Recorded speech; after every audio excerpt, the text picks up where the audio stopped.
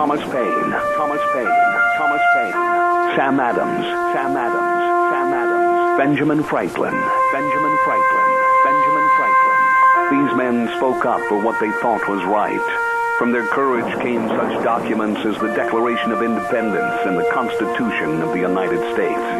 From their willingness to speak what was sometimes unpopular but right, we enjoy such liberties as freedom of speech, the right to keep and bear arms, and freedom of religion.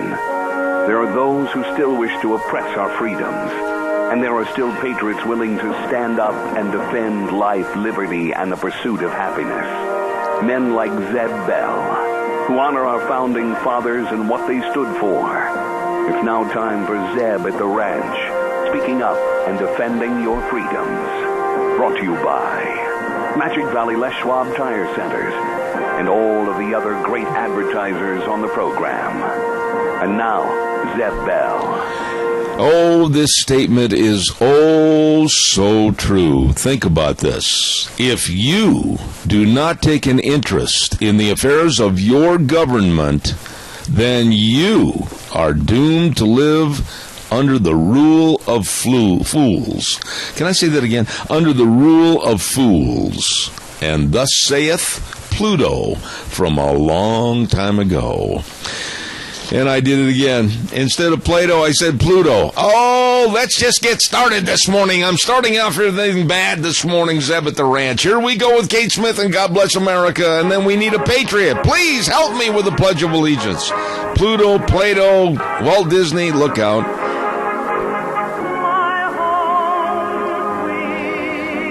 Oh, it's going to be a great day. I can tell.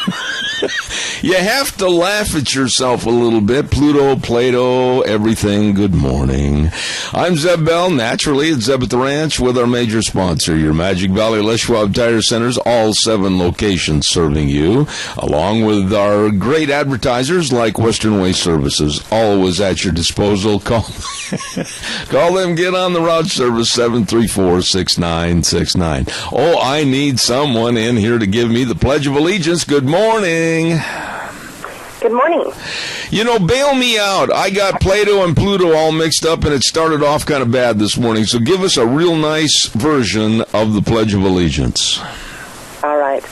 I pledge allegiance to the flag of the United States of America and to the republic for which it stands, one nation, under God, indivisible, with liberty and justice for all. Oh, thank you for coming in and just kind of mopping up my mess. Thank you so much. God bless you. Have a good day. Thank you so much. Okay, here we go. Ready to rock and roll this morning, and it's time for the weather. That lady did a very nice job. Time for the weather, brought to you by Cheney Flooring and Home Design, 1228 Oakley Avenue in Burley. Look for the blue door. All your carpet and flooring, kitchen construction, home decor items. And today is We Can Do It Wednesday. Yes, we can. We put a little bit of innovation in our ideas, and we can do it about helping to make our house a home, thanks to Cheney Flooring and Home Design. Look for the blue door, and the number to call, 678-6945. Here's Gina with the weather. Here's your weather as we hit midweek stride. Cloudy skies for today, a little bit on the breezy side, not too bad. Winds out of the west, right around 7 miles an hour, but the wind's going to be picking up tonight. To expect a high of 59 for today, tonight low of 41. Tomorrow, mostly cloudy, windy. We do have a slight chance of rain showers as well. Winds out of the west, right around 20 miles an hour. Expect a high of 51 with an overnight low of 34. Friday, partly cloudy and 55, and partly cloudy for Saturday with a high of 65. Sunday, possible rain showers is what they're calling for with a high of 60. Sunset tonight set for 6:33. That's your weather for Zeb at the Ranch. Gina, thank you. Excellent job. Brought to everybody by Cheney Flooring and Home Design, 1228 Oakley Avenue in Burley. Look for the blue door. Absolutely. Oh, my goodness, we got a lot of things cooking this morning, and we're going to get right to it. First and foremost, we have a birthday girl in the audience, and she is a lovely lady and one of our dearest friends from Lunch Bunch. Happy birthday today to Helen Bradley. I love that lady. I fear that lady, but I love that lady. Helen Bradley, thank you, and I hope you have a wonderful, wonderful birthday today. All right? Also, We're going to be giving you the selection of the playoff game of the week a little bit later on this morning. As a matter of fact, Deanne is researching that right now, so stay tuned for that. Want to remind everybody, too, about Ramsey Heating and Electric at 2600 Overland Avenue in Burley. They're open the doors at 7:30 in the morning till 5, Monday through Friday, and they've got all your furnace filters, to keep everything efficient and running good, so when your toesies hit the floor in the morning, ho-ho, not so chilly. Anyway, stop in and check out all your heating and electric needs with my friends and yours. Ramsey Heating and Electric at 2600 Overland Avenue in Burley. Really nice folks.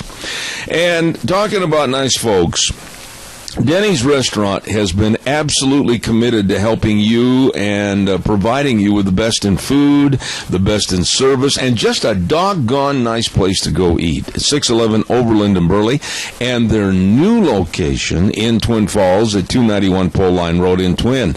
Now, they have also been sponsoring the high school game of the week, and you might win a Denny's Grand Slam breakfast if you pick the winning team and closest to the final score. Great breakfast, lunches, and dinners at Denny's Restaurant, 611 Overland in Burley. They are great. All right, calls are welcome, 436-2244, 1-866-927-4587. Give me a call on the landline. I've got to share this story with you. This goes into the fact that we are living in the crazy zone. Did you hear that MSNBC reporter Melissa Harris Perry on her show on MSNBC, a very leftist network, well, anyway, she criticized one of her guests for using the terminology hard worker. That offended her. And she said that the comment was racist. Oh, my goodness. Let me read some of the excerpts. My friends back at the Daily Caller sent me some of this. And she said that using the phrase hard worker implied that it is somehow offensive to African Americans or blacks, because I will not use that hyphenated term. She said, quote, I just want to pause on one thing because I don't disagree with you that I actually think Mr. Ryan is a great choice for this role as Speaker of the House, but I want us to be super careful when we use the language hard worker. She said, I actually keep an image of folks working in cotton fields in my office wall because it's a reminder about what hard work looks like. Oh, my gosh. Now you can't use the terminology hard worker? The left, the loony, and if you're a member of the left, you must be loony, is absolutely stealing our free speech and also our thought patterns.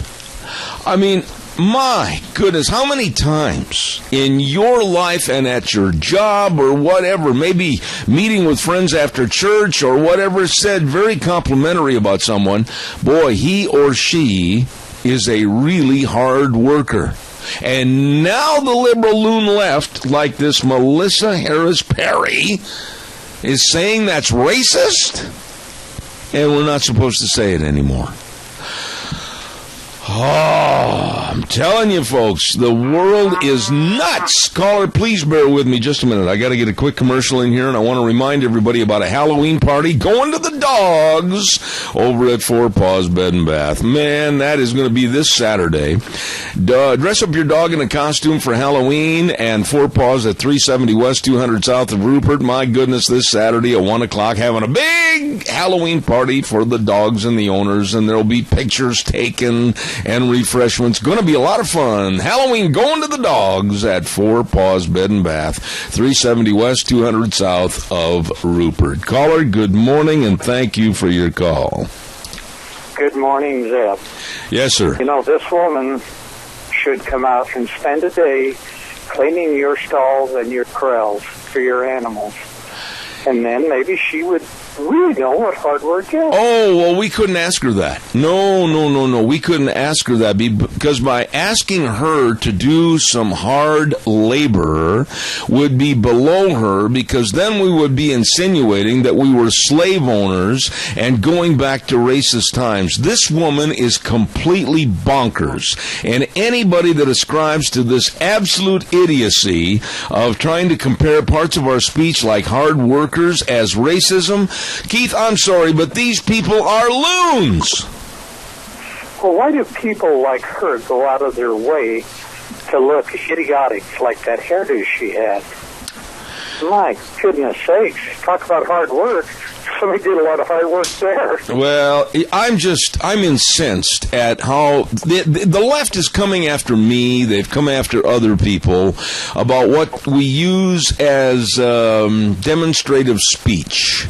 And there's many times I'll say, I've said hard worker on this program, I'll bet you over 1,000 times. I compliment people that have the diligence and the wherewithal and the personality to put forth an effort and do the best they can for themselves and their family. But how could anybody in their right mind that is not in a straitjacket compare hard worker with the terminology of being a racist? Yeah, but I'm really steamed up today because I had some thoughts about it last night before I went to sleep. I thought, MSNBC, the very pit of communications. It's right down to the bottom. Well, it is. And then you got Chris Matthews, who tickles Danny's leg every time he sees a picture of President Obama and everything like that. And do you think these Republicans are going to get a fair shake from their moderators? Okay, hang on just a second, though, because here's the way I look at this, Keith. I don't feel any compassion or sympathy for the Republicans, whether or not they're going to get a fair shake. None whatsoever. You only get what you deserve, and if you're not dynamic enough and you're not progressive enough, you don't deserve it if you're not going to go after it and try to get it yourself. Well, that's certainly true, and I do not have MSNBC. I don't want it. It's not on my Dish network, and I am glad. I would like to see these people try to degrade us down to nothing. I agree. But Keith, that's just exactly what they want to do. Absolutely. Appreciate your call this morning on this subject. Thank you for starting the ball rolling. God bless you and Nancy. Thank you very much. You bet. All right. Hey, caller, I'll be right with you. Don't go away. Don't forget, every Tuesday at 10:06, we have Dr. History, and that is one of the most listened to segments. Everybody enjoys Dr. History. Brought to you by Minnecasia Sales, 1321 East Main Street in Burley. Zach has got carpet. Zach has got vinyl. Hey, at prices that are unheard of, low prices to help serve you at Minnecasia Sales, 1321 East Main Street in Burley, and they are the sponsors of Dr. History on Tuesdays. Caller, good morning. You're on the air. Good morning, Mr. Bell. How are you? I'm great, sir. Thank you. What can I do for you? Oh, I just been up since 2:30. We got about 65 head of cows trimmed. Not hard work. We can't use that term anymore, supposedly. But I didn't see this report. But how old is this lady person? That's a fair question. But she's probably, and I'm not going to. Boy, I'm going to end up in a lot of trouble with some of the females in the audience. A man trying to guess how old a woman is. I would say she's probably between 35 and 40. So she was probably born with a silver spoon in her mouth. She's never had the whole beats when she was 12 years old. Well, I look at it a different way, sir. She wasn't born with a silver spoon in her mouth. She was born with her foot in her mouth. If you're going to say something so doggone dumb as not being able to say hard worker. Yeah, this country, I mean, the people and the things they impose on us anymore, it's just ridiculous anymore. Everybody's offended, okay? And what you just said is absolutely the truth. I'm almost to the point, I was talking to Deanne about this earlier this morning, I'm almost to the point of going on the air and starting up with remember the Pollock jokes back in the 70s? Oh, yeah.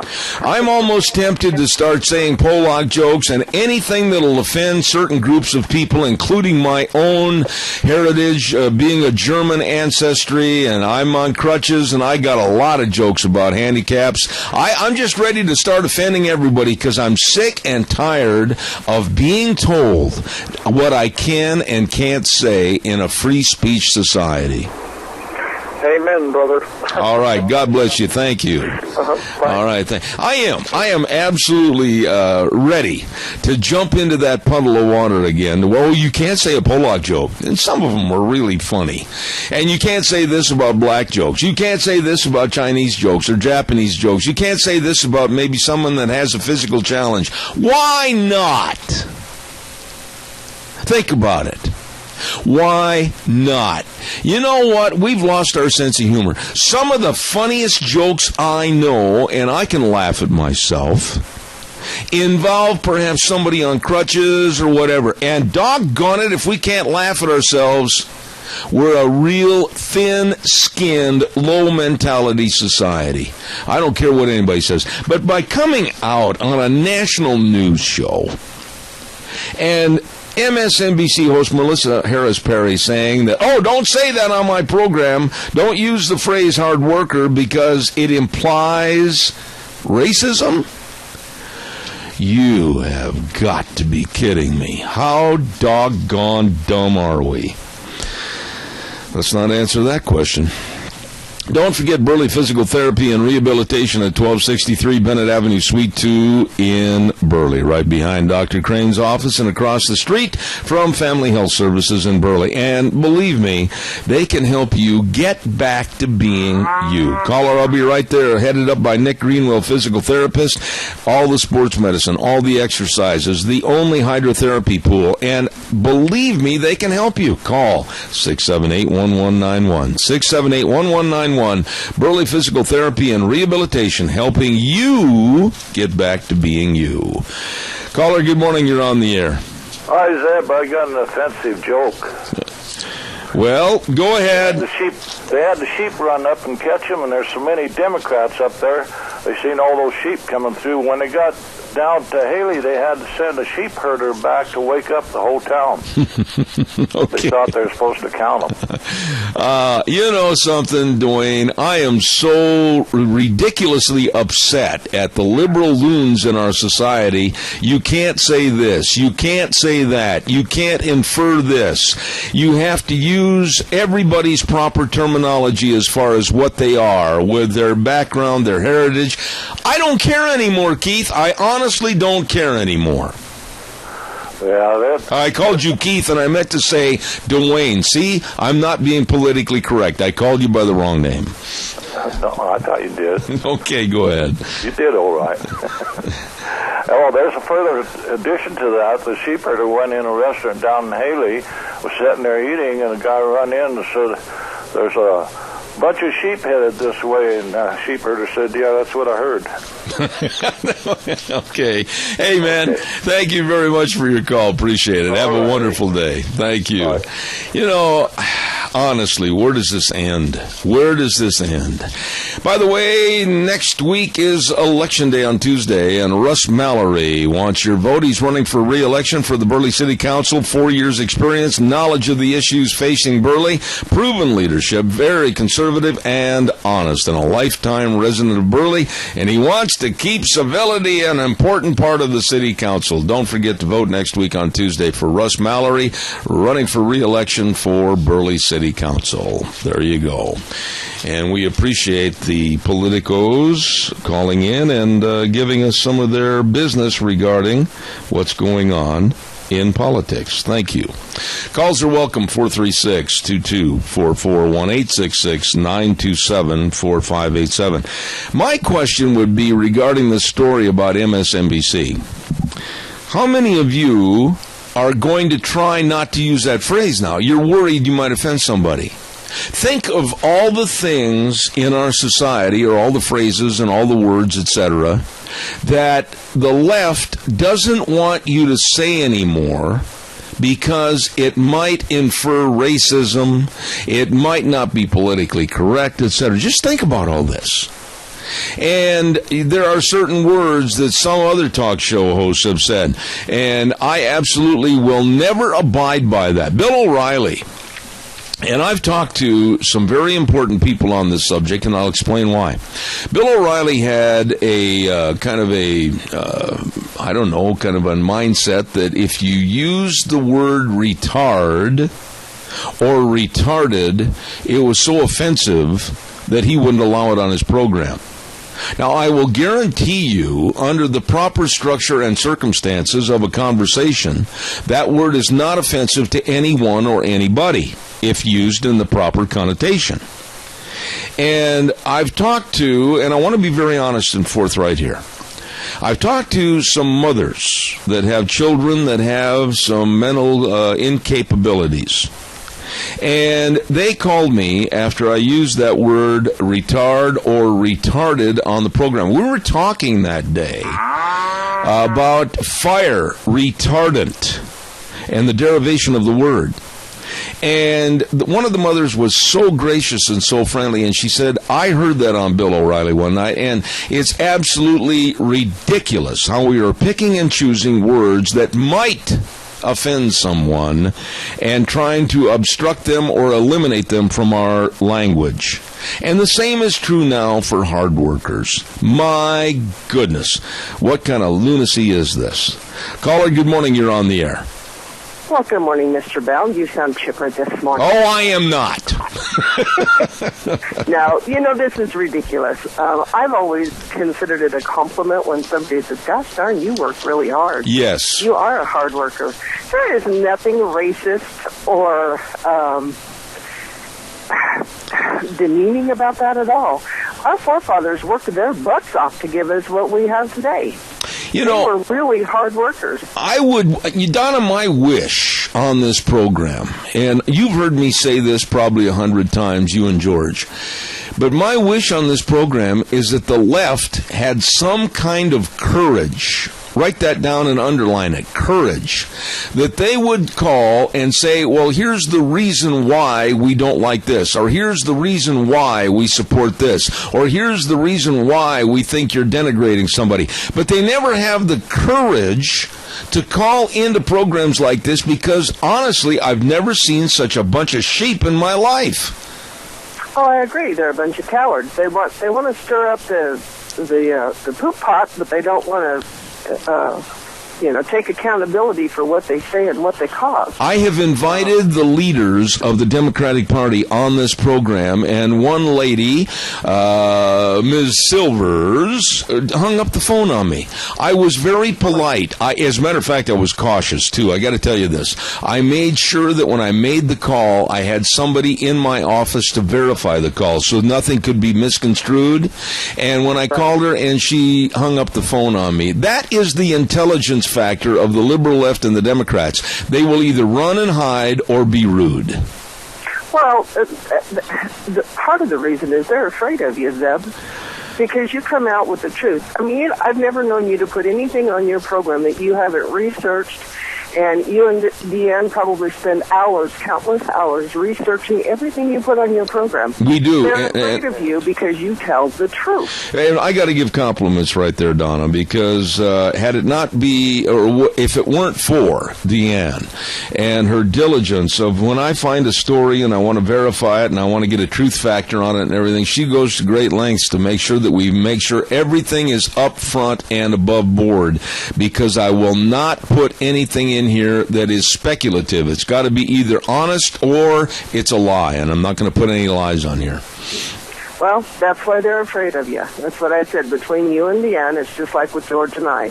When he gets an idea or he finds something that he wants to do, we research it, countless hours. Absolutely. It doesn't just take one phone call or, one click of a button.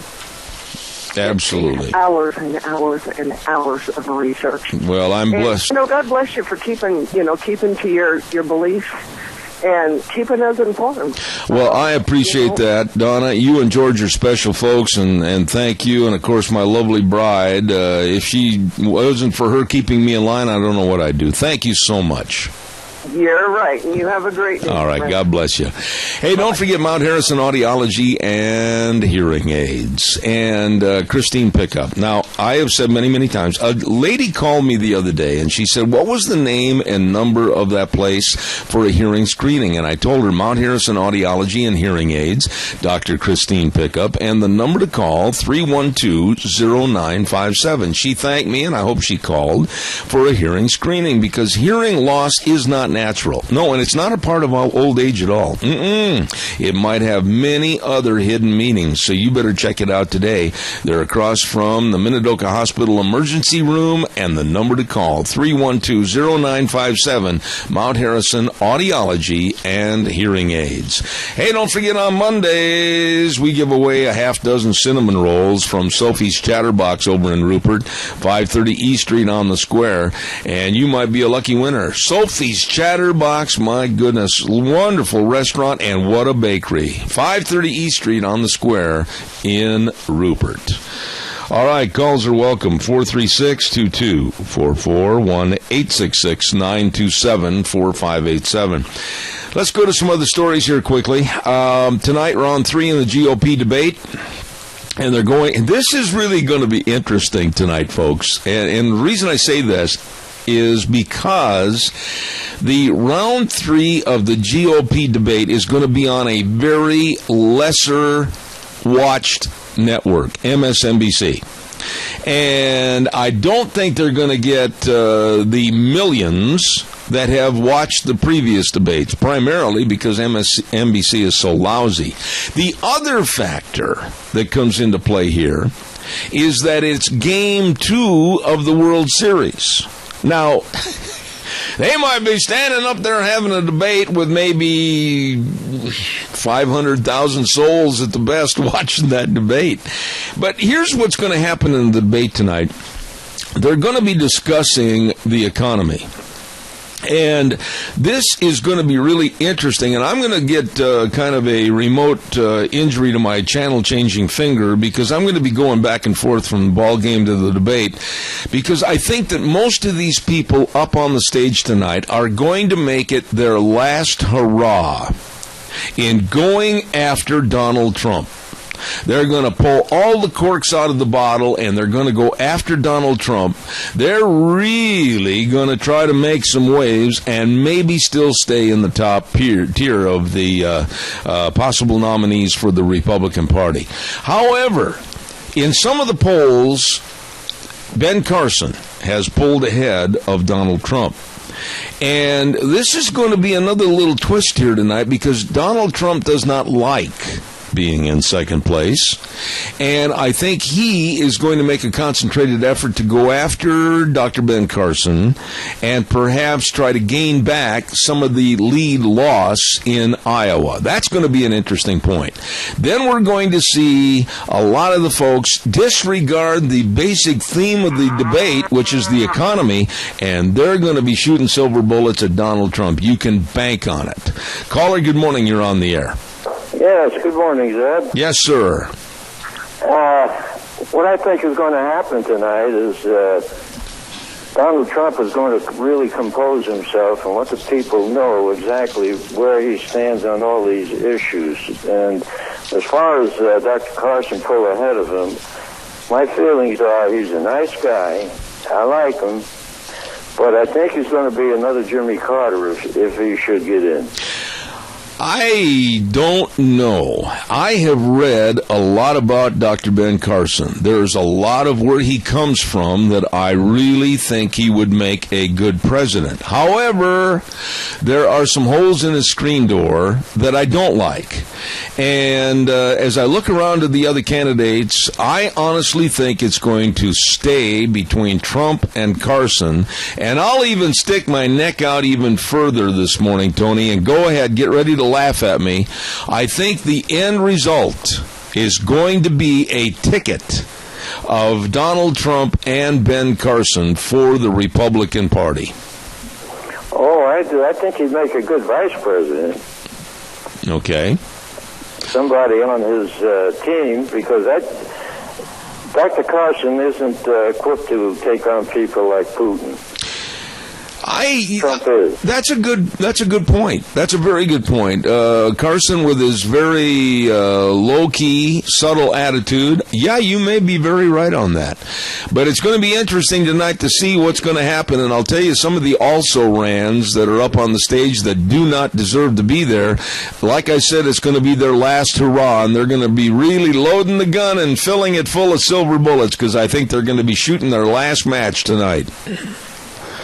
Well, these people like Zeb Bush, instead of getting behind somebody like Trump, because Zeb Bush is dead in the water as it is, get behind them and don't try to destroy somebody that could do something for this country. Yeah, I agree. Tony, it's always good to hear from you. God bless you and Mary, and hopefully we can get to breakfast one of these mornings. That sounds good. We're looking forward to it. All right, buddy. Thank you so much. Okay, appreciate it. Bye. There's some really nice people, Tony and Mary in Twin Falls, and I just enjoy being around them. Nice folks. Don't forget where you can get the equipment to get the job done right. That's Berry Equipment and Rental. 3 locations. Addison Avenue West in Twin Falls, South Lincoln in Jerome, and 159 West Highway 30 in Burley. And as I've stated on this program almost daily, they have all the equipment you need. I don't care if it's the Bobcat skid steer loaders. I don't care if it's the big Doosan loaders. Oh my goodness, those are big, powerful dudes. And then the Coyote tractors, whatever. They've got it all right there at all 3 locations. Berry Equipment and Rental with Eli and Nick and everybody else. Addison Avenue West in Twin Falls, South Lincoln in Jerome, and 159 West Highway 30 in Burley. They have the equipment you need to get the job done right.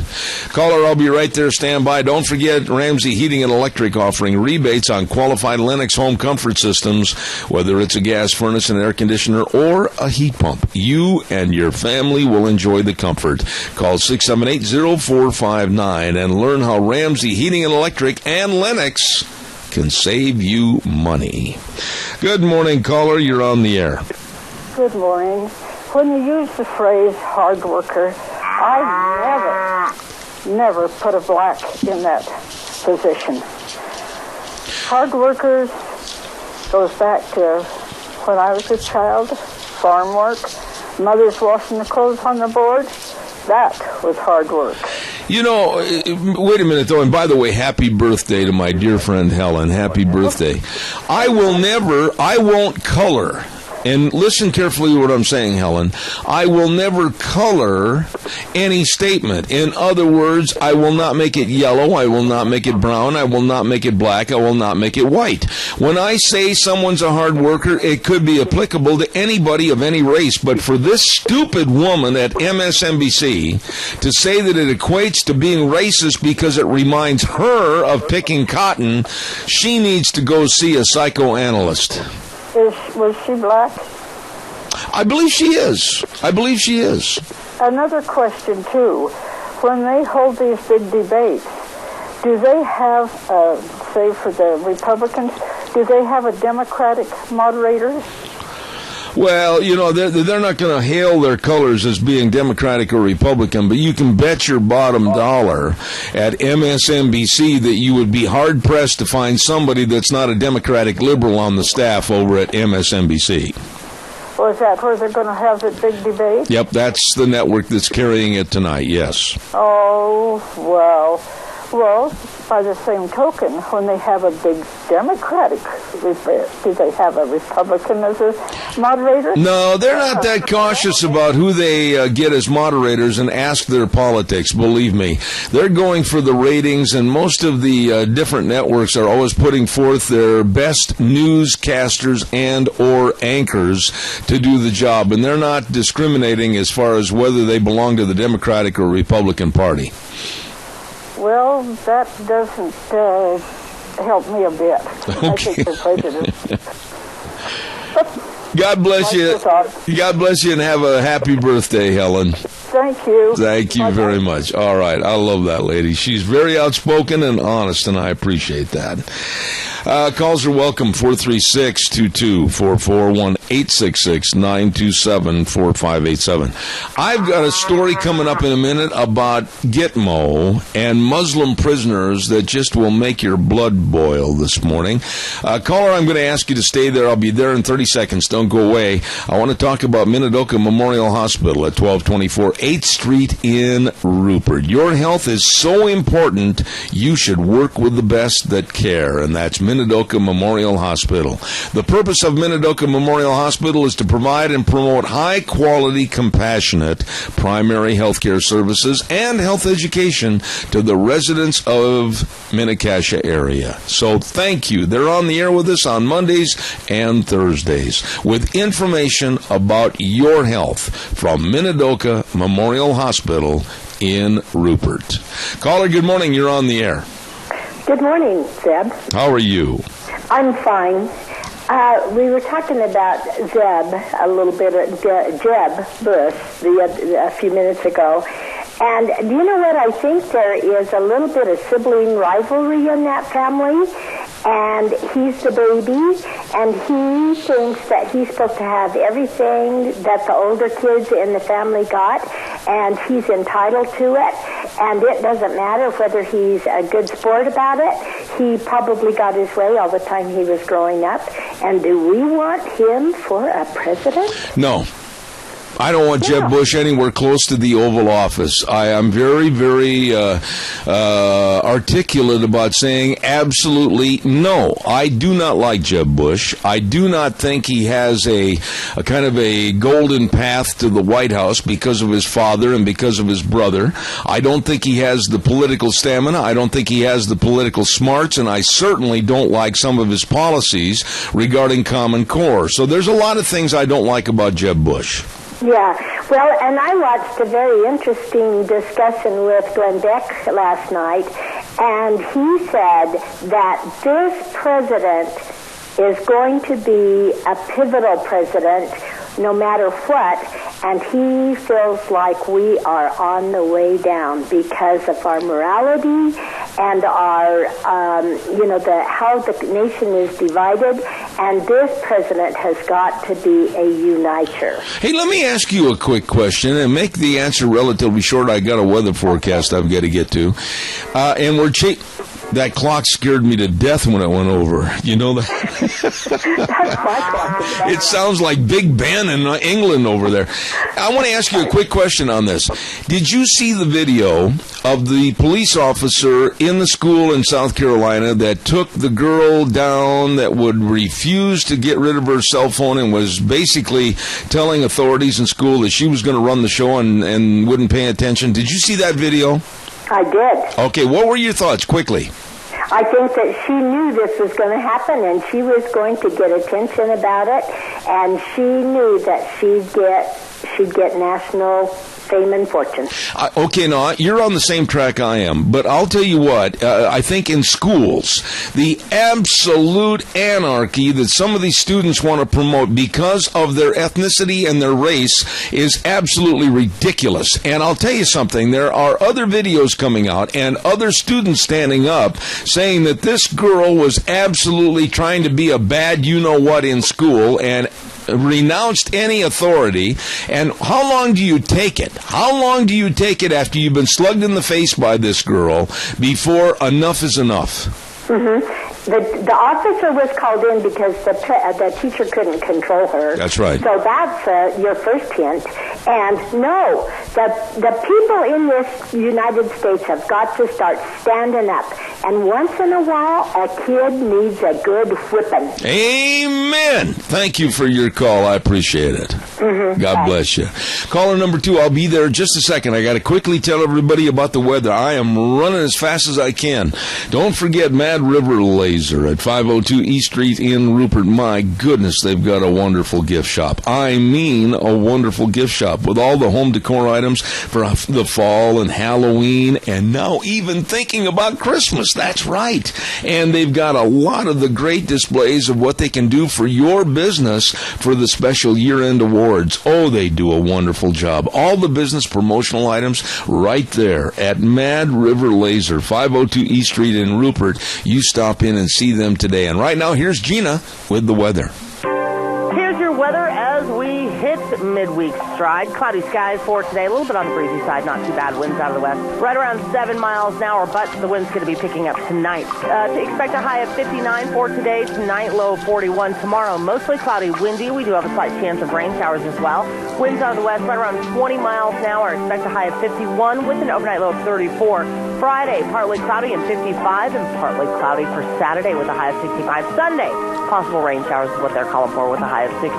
Sunset tonight set for 6:33. That's your weather for Zeb at the Ranch. Thank you, Gina. Excellent job. Brought to you by my friends at Mad River Laser, 502 East Street in Rupert. You stop in and see them today, right on the square, Mad River Laser.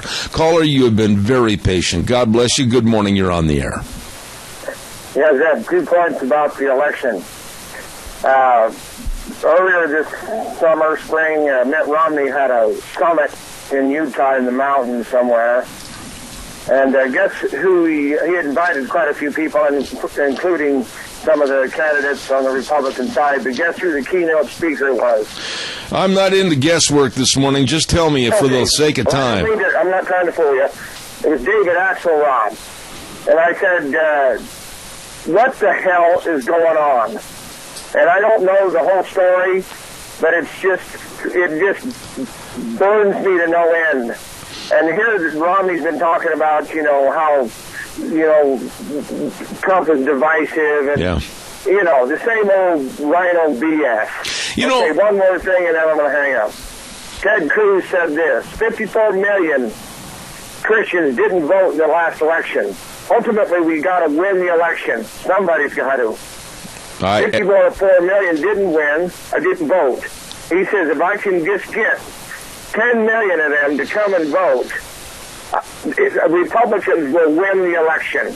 Yeah. Randy, real quick, what, in your opinion, and make this a short answer, what, in your opinion, do the Republicans have to do to bring the people to their side? Because as far as I'm concerned right now, like a little baby robin, they have messed in their nest because they promised us a lot and they never fulfilled those promises. What are your thoughts, quickly? Well, there's no question that there's going to have to be somebody that will appeal to the independents. And I always come back to Rubio, Carson, I don't know, maybe even in some cases Trump. But you see, and maybe Fiorina, somewhere in there, something, so, but they've got to, these independents, we just don't know what they know and what they will do. Yeah. It's like I said, that's the reason why if we get the Christians to vote, it might just overwhelm all the independents anyway. Amen. Randy, good thoughts. I appreciate it. Have a good day. Thank you very much. Calls welcome, 436-2244, 1-866-927-4587. Mike Brown, mayor of Rupert, wants your vote to continue being the mayor of Rupert, and he says, by golly, I think I can keep on doing the job. 23 years as a business owner, and 8 years on the Rupert Police Reserves, 12 years on the Rupert City Council. This man wants to be still committed to the citizens of Rupert as your mayor. Vote Mike Brown for mayor, the city of Rupert. There you go. All right, calls are welcome, 436-2244, 1-866-927-4587.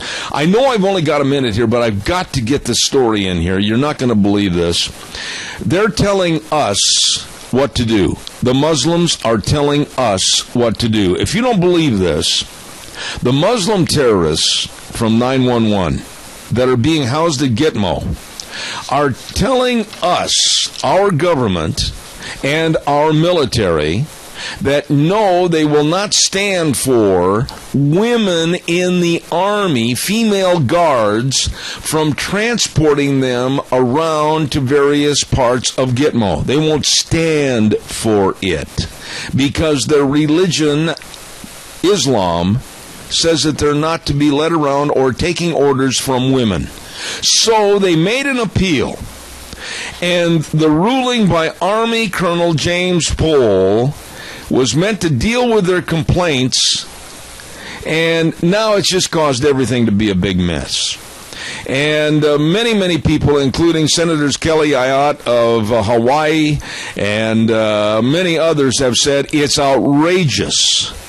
They're being worked by their lawyers, and this is absolute insanity that the Muslim terrorists that are in prison in Gitmo basically are telling us who and how they can be moved around Gitmo and who the guards are going to be. Ladies and gentlemen, the insanity continues. I have told you with many, many stories on this program that the Muslims, when they get into a society, regardless of whether it's a prison society or whatever, their imposition of their beliefs, their imposition of their Sharia law will take over. And here is an absolute case in point. Female soldiers, here's the headline. Female soldiers serving at Guantanamo Bay are not being allowed to transport inmates following a court order issued in response to prisoners who complained on Muslim religious grounds, and inmates apparently complained the female soldiers' actions were an insult to their Islamic faith. And so this one Army colonel said, oh, well, gee, we don't want to offend them. We'll get an injunction and stop the female guards from transporting these prisoners. This is insane. We are kowtowing to the enemy. Let me say that again for those that might not have understood. We are kowtowing to the enemy. And they're telling us what to do and what not to do. God help us all. Calls welcome, 436-2244, 1-866-927-4587.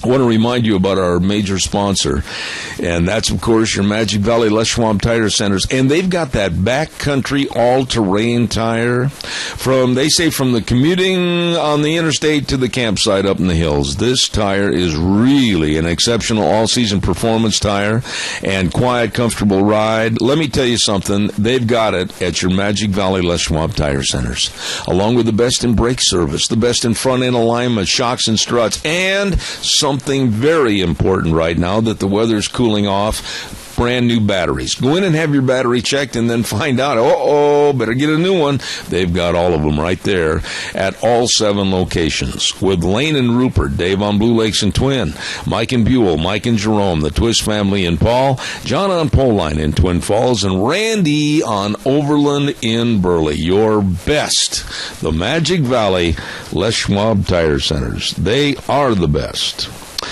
All right, calls. We got time for a couple of more calls. A very, very dear friend of mine also is having a birthday today, and he turns 79 years of age, and it's Charlie Daniels. Charlie Daniels from the Charlie Daniels Band. I've had the very happy occasion to work with Charlie Daniels on numerous events around the United States, numerous venues, various rodeos, etc. And he is, just simply put, a very good man and a real patriot for this country, the United States of America. And he's turning 79 years old today, Charlie Daniels. Lead on, Charlie. Keep up with the good music. Let's see, what else have I got here? It went 14 innings last night. I did not stay up and watch it because it was late midnight before that thing got over. And it was the first game of the World Series, 14-inning game, and the Royals defeated the Mets 5-4. Game 2 is tonight. And that's why I'm chuckling, is because it's going to fall right in the middle of the GOP debate. And you talk about a flat tire going ka-thump, ka-thump, ka-thump. That's what it's going to be like when the ratings come out tomorrow morning. You can bet, and if I'm wrong, I'll apologize, that you're going to see the millions watching the World Series and minuscule numbers that are going to be following the GOP debate on MSNBC. Yeah, not very many.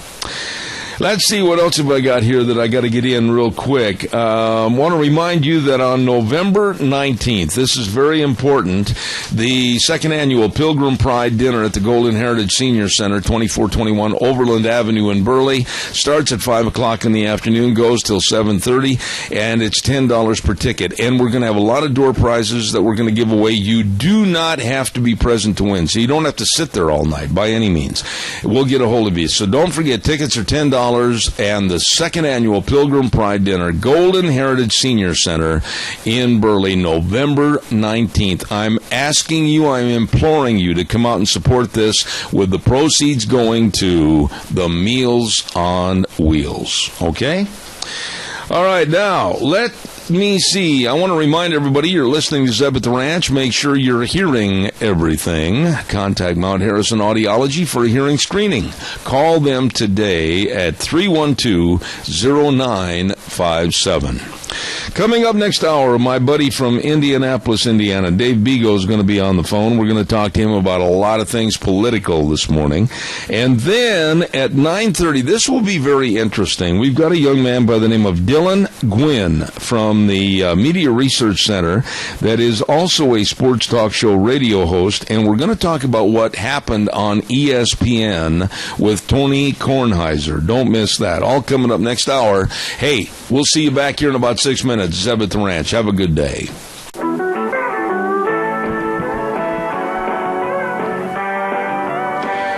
Okay, welcome back. Zeb at the Ranch. I'm Zeb Bell, and good morning to you. And brought to you by our major sponsor, your Magic Valley Les Schwab Tire Centers. All 7 locations serving you, and along with some of our great advertisers like Western Waste Services. From the canyons of the Snake River and all across southern Idaho, we're always at your disposal. Western Waste Services, we care about our community, our resources, and this great land.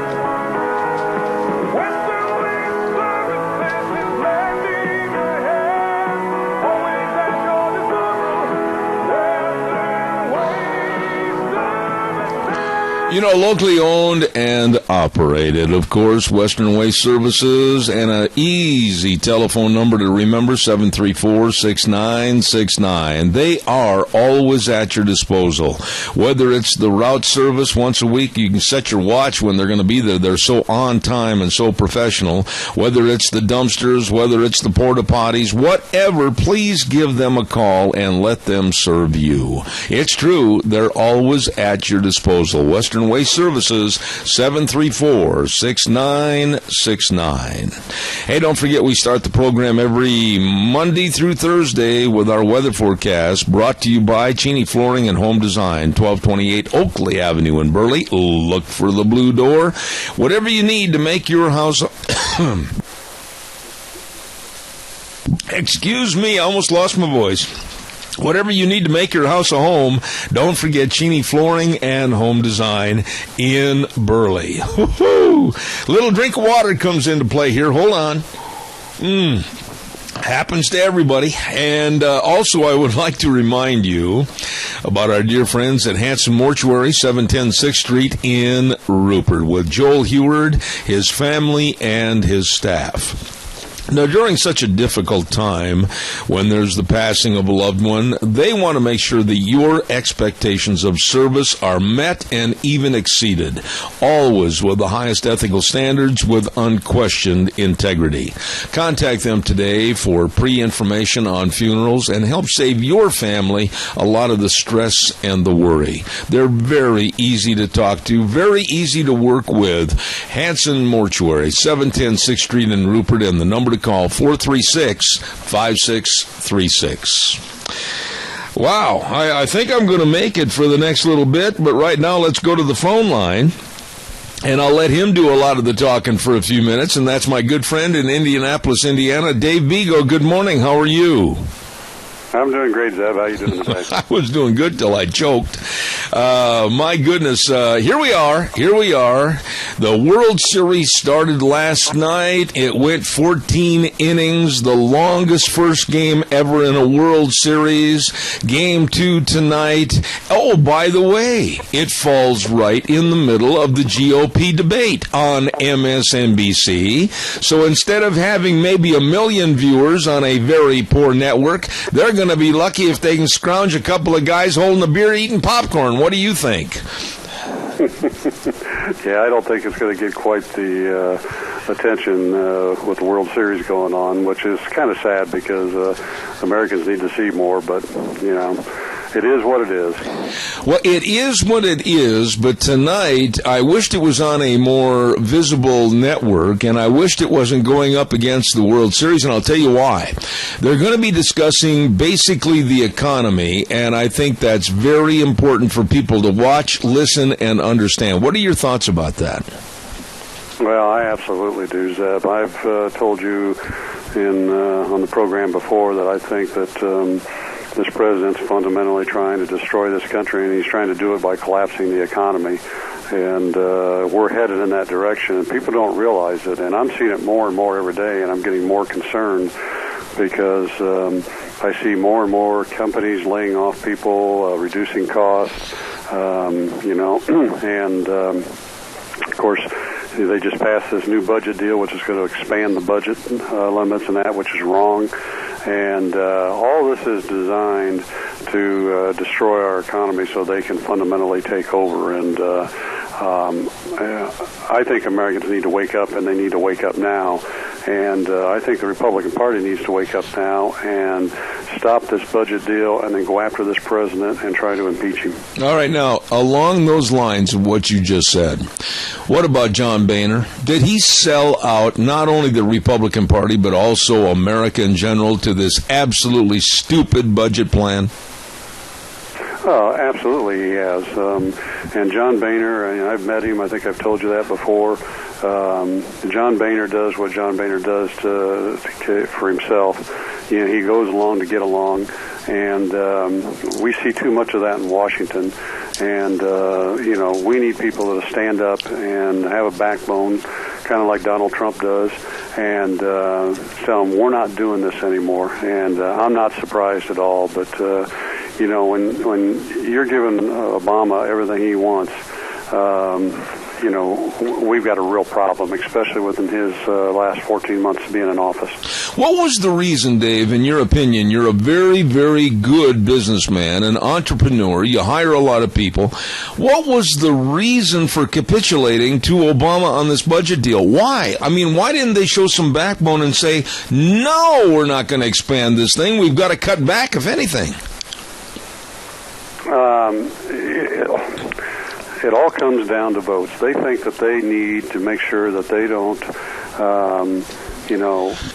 cause a lot of problems so that voters think that they are bad people. And, of course, the Democratic Party doesn't go after them and attack them and highlight this stuff in the press and things like that. It's the same type of tactics that the unions used against me. And what they don't understand, Zeb, is that when you stand up to these people and you expose them for what they really are and you do it professionally, they tend to go back under their rocks. And the Republican Party doesn't get this. They think if they don't go along and do these things that voters won't vote for them in the next elections. And it's just absolutely wrong. The American people are tired of it, and they need to realize that. And the American people want people that stand up and do the right thing for America, not for people who want to get reelected. Dave, bottom line, it's all about votes. It is about votes, but I'm still stuck in this little rut of wondering why can't people that we put in office understand the value of a dollar bill? I mean, we're at 19 trillion right now, possibly going to 21 trillion or better before the next 450 days of Obama leaves office. I mean, where are we going to find somebody that's going to say, wait a minute, we've got to stop putting our foot on the gas pedal, hit the brake, and we've got to start really appreciating how much we're in debt and how much we're passing on to future generations? I don't see it with the Republicans.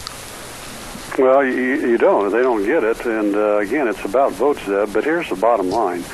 And this is one of the problems I have with this country, is that most of them don't have any practical experience in business and entrepreneurship and making and creating jobs and services and products and things like that. So that's why they don't understand the value of a dollar, and they don't understand that we just can't recover from them continuously putting them in debt. And they also don't understand what it's like to be out at work in the private sector at all. And I saw that, I was in Washington a lot in 2009, 2010, early 2011, and, fighting the Employee Free Choice Act and fighting the unions. And they are just too comfortable in Washington. They like their lifestyle, they like their income, and they're out to protect all that and for their buddies and on both sides of the aisle. Absolutely. Hey, Dave, sit tight for a minute. I've got to get a commercial break in here, and I'll be right back with Dave Bego in Indianapolis, Indiana. Stand by. I want to remind everybody, Election Day coming up next week, and don't forget, Mike Brown, committed to the citizens of Rupert, and he's asking for your vote to be retained as mayor of the city of Rupert. Don't forget, Mike Brown, 23 years business owner. He's been a resident of Rupert since 1963, 4 years as mayor of the city of Rupert, and again, he wants you to go to the polls and put the check mark next to his name, Mike Brown, for mayor of the city of Rupert, committed to the citizens of Rupert, Idaho. Don't forget to our friends at Let's Ride, Highway 24 between Rupert and Heyburn. Yes, sirree, Bobby, where the fun is sold. And when I say that, they've got great rebates on Suzuki 4x4s. Still plenty of time to get up and enjoy the fall colors in the mountains. Oh, my, it is beautiful. And don't forget, they've got all the snowmobiles. They've got the new Timber Sled snow bikes. They've got it all. Yep, because that is where the fun is sold. 270 Highway 24 between Rupert and Heyburn. And don't forget all the accessories and a great service department at Let's Ride. You stop in and see them today. Dave, I got to ask you this, too, because it just doesn't make any sense to me.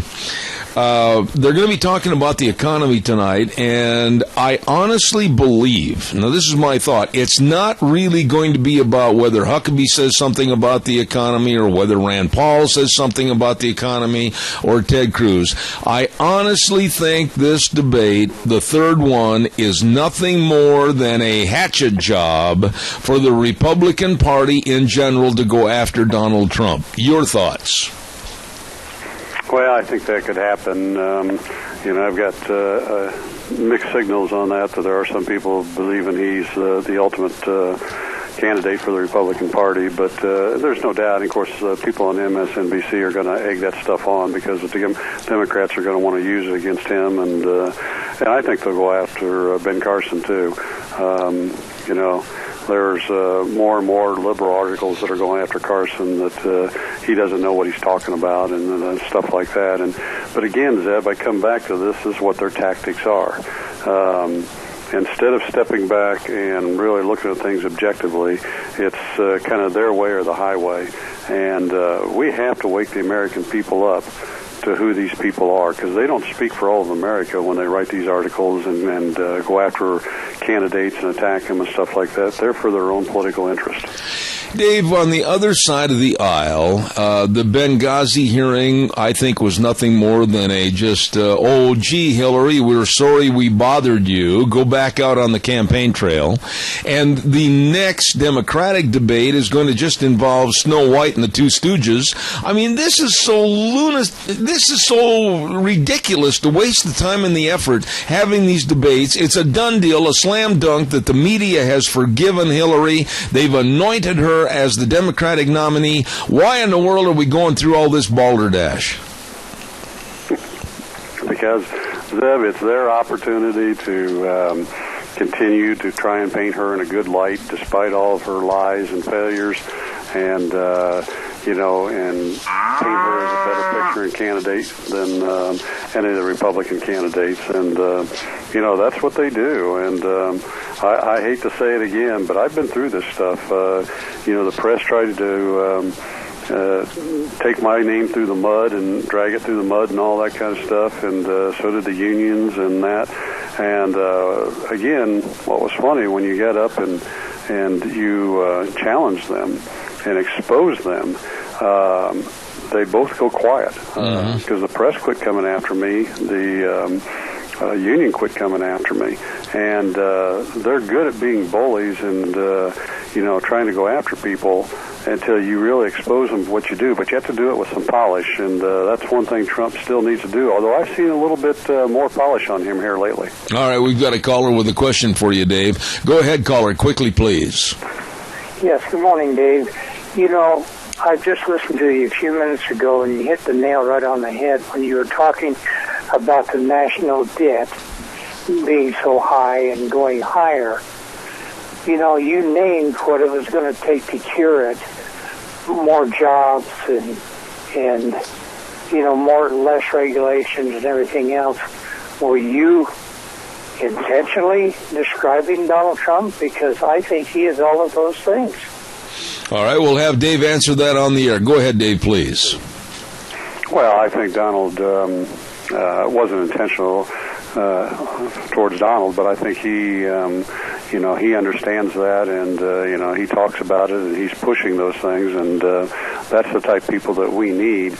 And bottom line, we need people, I think, from business that step in and be involved in our politics, because again, these people know how the private sector works. They know how the free markets work, and we need people in there to do that, not people who are theorists and sit back and say, oh, no, things would be better if we did it this way, if we had social justice and we got to have more welfare and entitlement programs and all that kind of stuff. No, what we need to do is incentivize people and help grow businesses so that we create jobs and we make this country strong again, and that we're the shining star in the world, which has really been tarnished here in the last several years.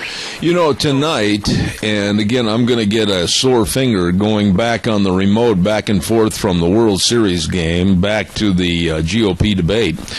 But I honestly think that with his competitive spirit, Donald Trump is going to try to win back a lot of the polling numbers in Iowa with possibly some very strong verbal jabs against Dr. Ben Carson.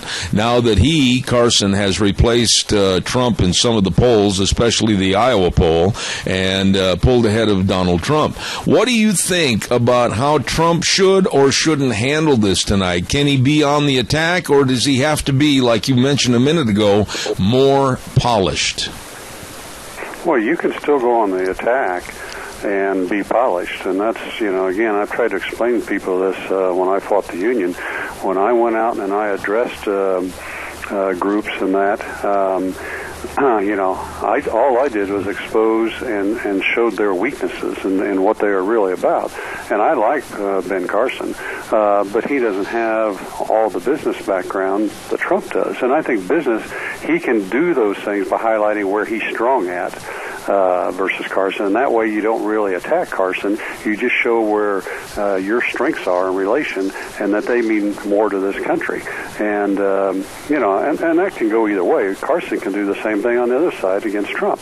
But I think that's the way these candidates need to operate, because, Zeb, when I did this, I only had to do it one or two times with the SEIU, and they wouldn't debate me in public anymore because they didn't know how to handle that kind of conversation. Mm-hmm.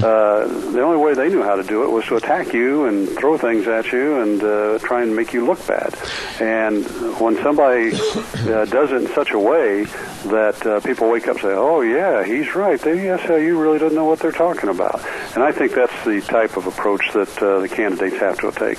Oh, by the way, as of this morning, Dave, you're not allowed, according to the liberal loons in our society, especially MSNBC host Melissa Harris Perry, you are not allowed in her presence to ever use the terminology hard worker, because it's racist and it reminds her of a picture on her wall in her office about blacks picking cotton. So please do not refer to anybody as you are a good hard worker. That's not acceptable.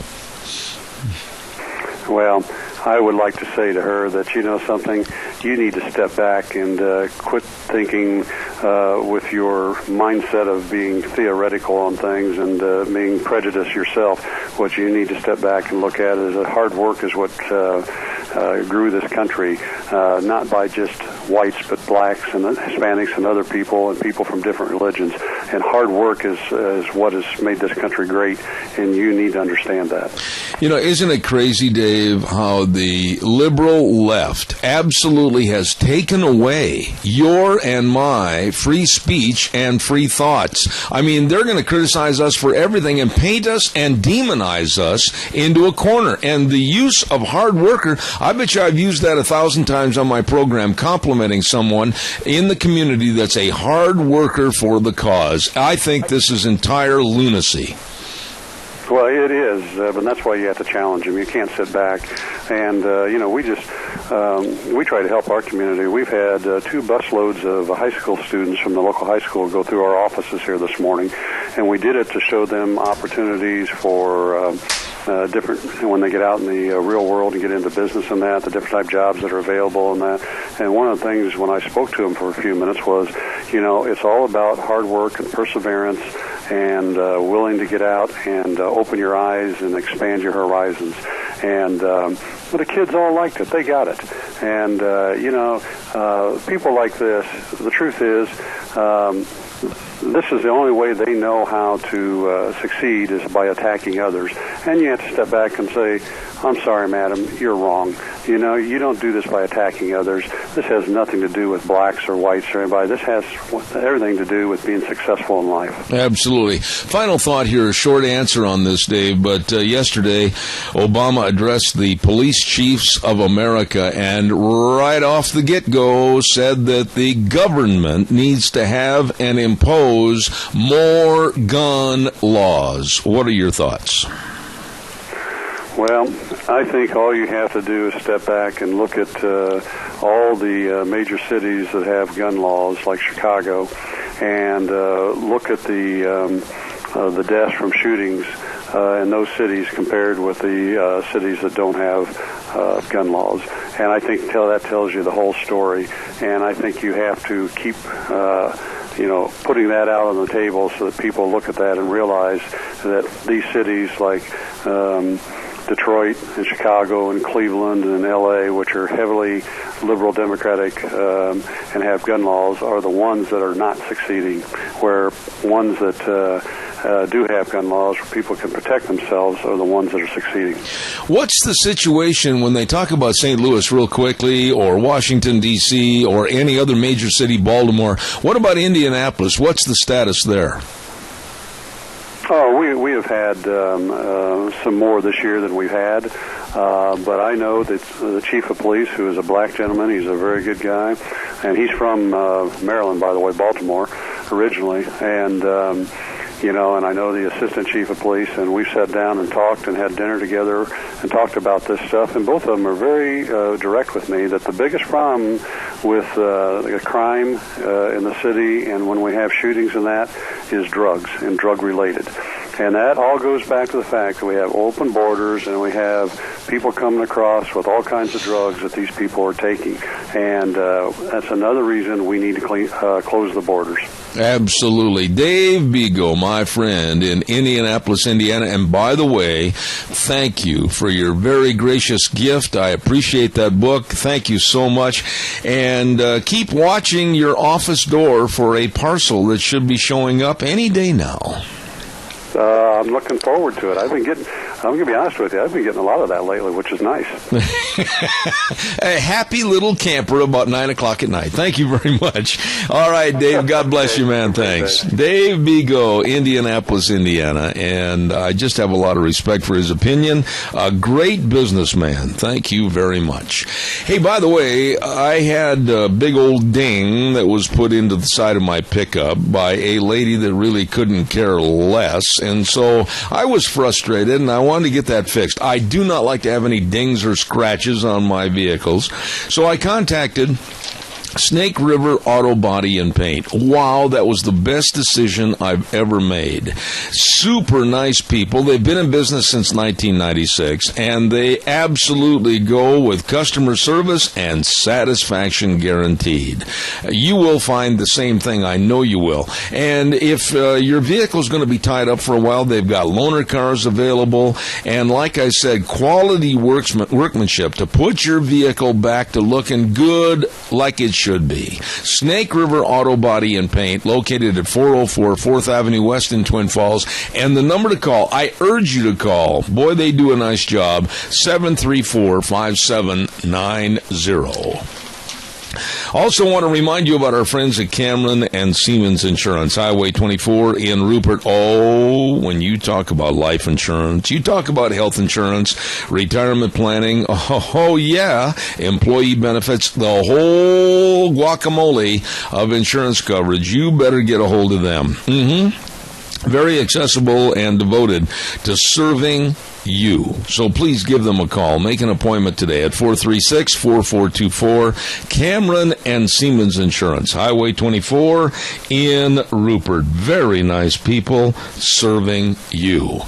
And by the way, before I get my guest on the air, I want to also remind you of somebody else that's out there serving you, and that's Ramsey Heating and Electric, offering rebates, love that word, on qualified Lennox home comfort systems, whether it's a gas furnace, an air conditioner, or a heat pump. You and your family will enjoy the comfort. All you have to do is call them at 678-0459. Ramsey Heating and Electric can save you money with Lennox. You get a hold of them today. I had another good word, but I'll wait and I'll throw that out. No, I'm going to do it right now because my guest won't mind waiting just a moment. I've got to get this on the air. And as soon as I can find it, there we go.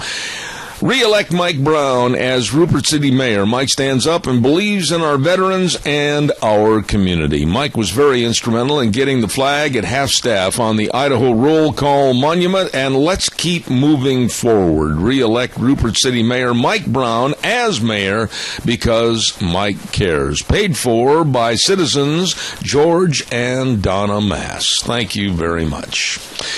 Well, good morning to a newcomer to our program, and his name is Dylan Gwynn, and he's a sports talk show radio host and a part of Media Research Culture. Good morning. How are you this morning, Dylan? Hey, good morning to you. It's great to be with you, doing awesome. Well, let me tell you, give us a little background about what you do and your show. Tell us a little bit about what you do daily. All right, well, I'm with Yahoo Sports Radio, which is based here in Houston, Texas, and I also write for, as you mentioned, the Media Research Center and Newsbuster. It's just kind of covering the nexus, where sports and politics meet, sometimes with, disastrous results as they have recently. But that's what I cover for Newsbusters and MRC, and I wrote a book about that very subject, Bias in the Booth, which can be found on Amazon, and basically kind of chronicles the entire history of how the sports media has become basically a wing of MSNBC. It's become MSNBC with highlights, and that's basically what they've done, and that's the world in which I dwell. That's what I cover primarily. Let me ask you, where was the change in America's history? I used to do a lot of play-by-play. As a matter of fact, I've been a play-by-play announcer for football, basketball, and baseball. And I don't remember back when I started. Boy, you'd better leave politics off the sidelines and just stick to the sports culture and talk about just the game and the athletes. When did it start to change to become so political? Well, I think it largely changed I think there are two major factors that happen here. Number one, ESPN blew up into being, a network that spanned 4 different channels on cable television, hundreds of talk radio stations, blogs, websites, that kind of thing.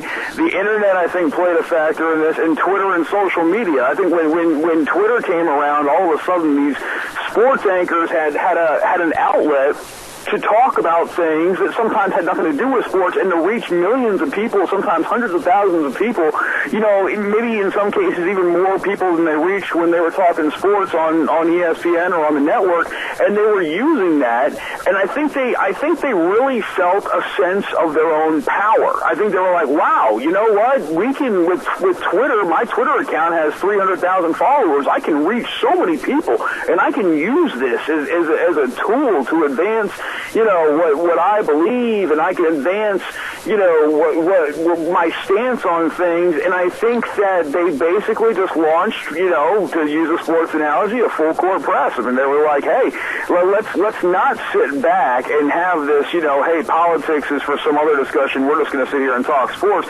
When they were flush with this sense of power, I think the reaction, as opposed to what the reaction used to be, like what you were discussing, I think all of a sudden the reaction became, let's use this. Let's use our platform, because we have this audience where we have the huge male demographic that, in the sports world, it would be a shame not to use this to try to change minds, essentially. And that's basically, I think that shift started happening in the early 90s. Okay. When the cable television thing really blew up, and obviously it continued through social media and stuff as it went on. But now, obviously, it's in full bloom, and it's not at all uncommon to see a sports talk show host or some kind of sports personality up there talking about police violence or racism or poverty or what have you. And I think that's sad. Let me just say this, and I want to get your response to this, Dylan.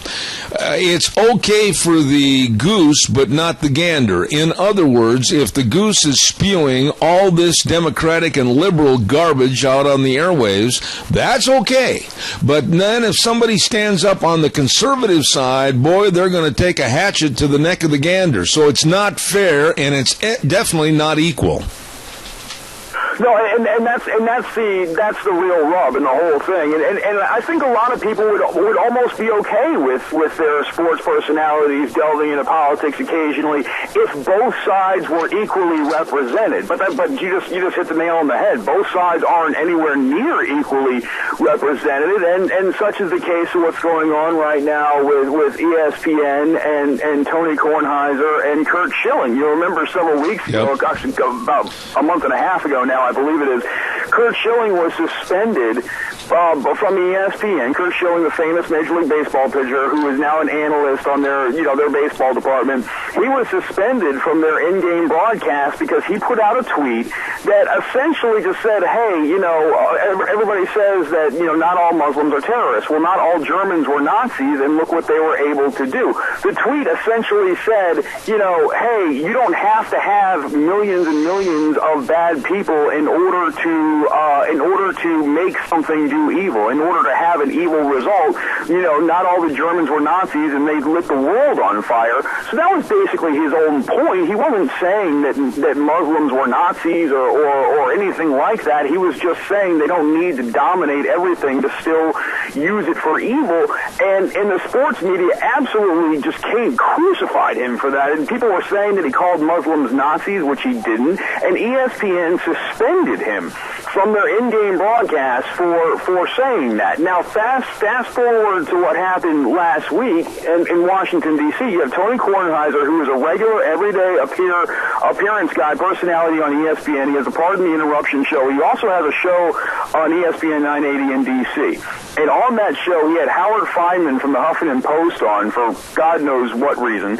But he had him on there, and they're talking politics, and they're talking about the Republicans in the House.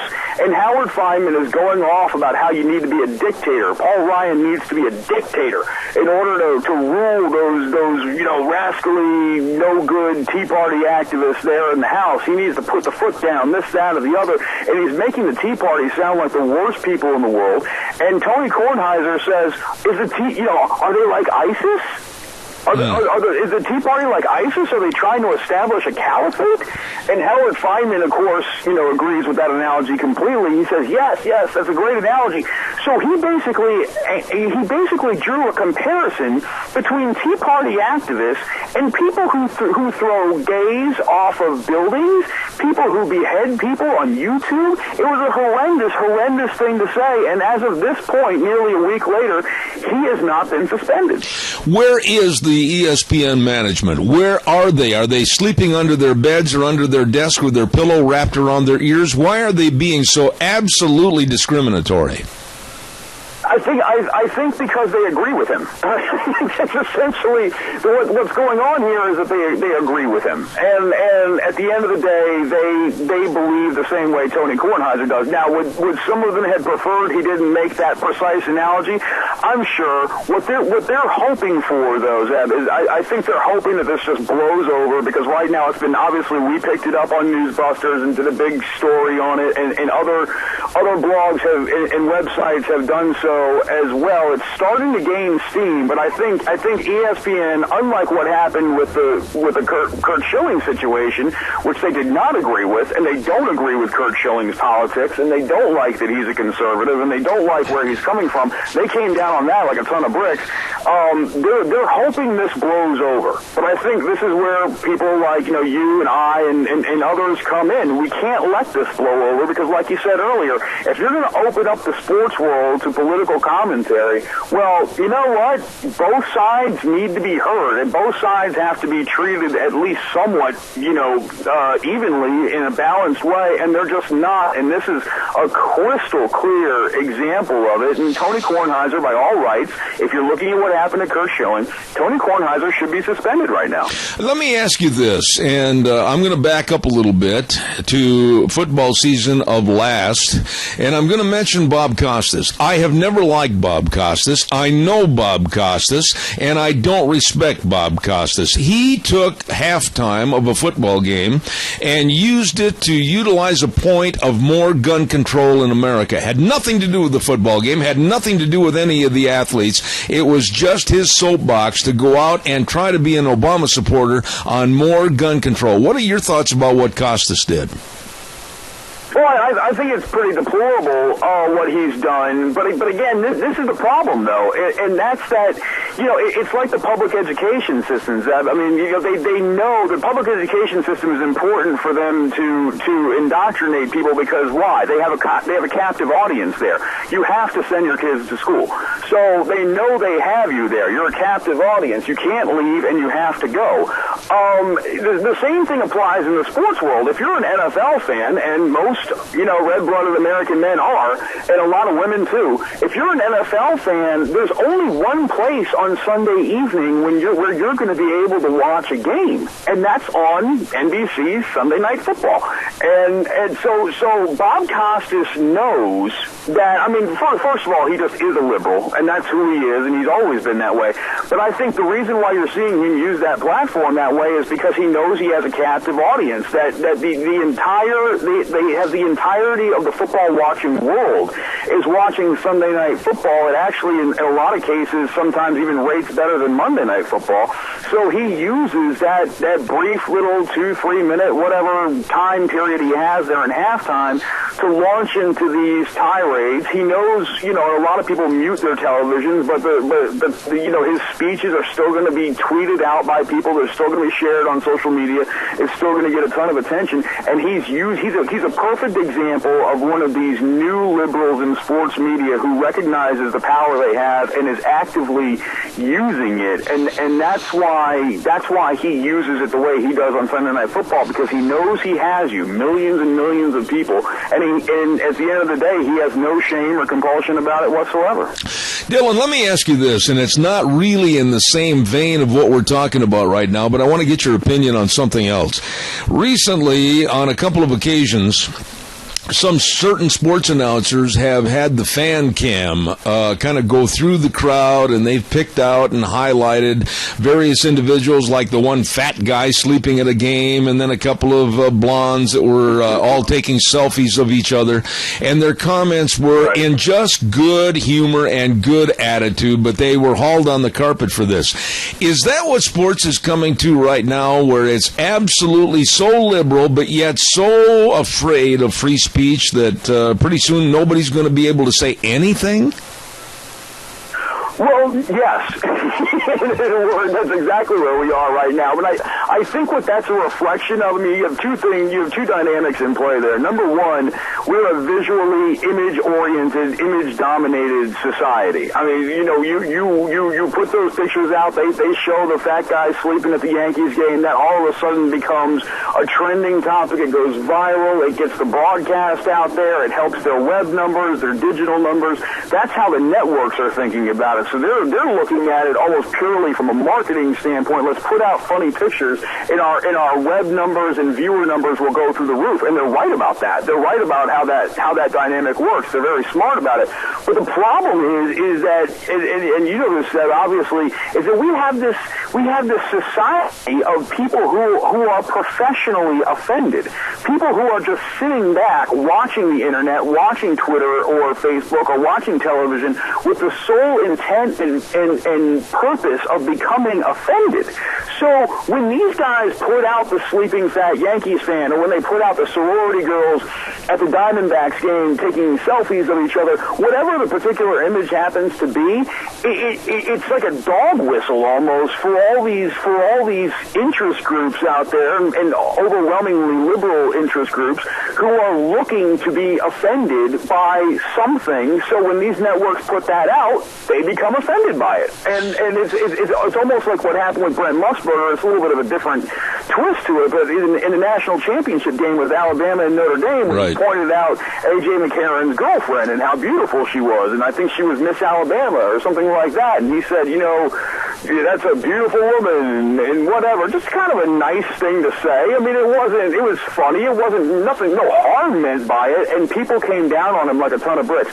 So what you have are these broadcasters and networks trying to put out more stuff to drive attention, to drive interest in what they're offering digitally and in terms of viewership.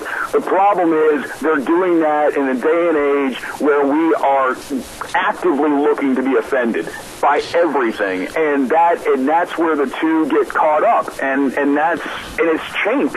That's why people are afraid to say things anymore, Zeb. I mean, people are afraid to compliment a beautiful woman. People are afraid to be caught sleeping. People are afraid to point out the guy sleeping.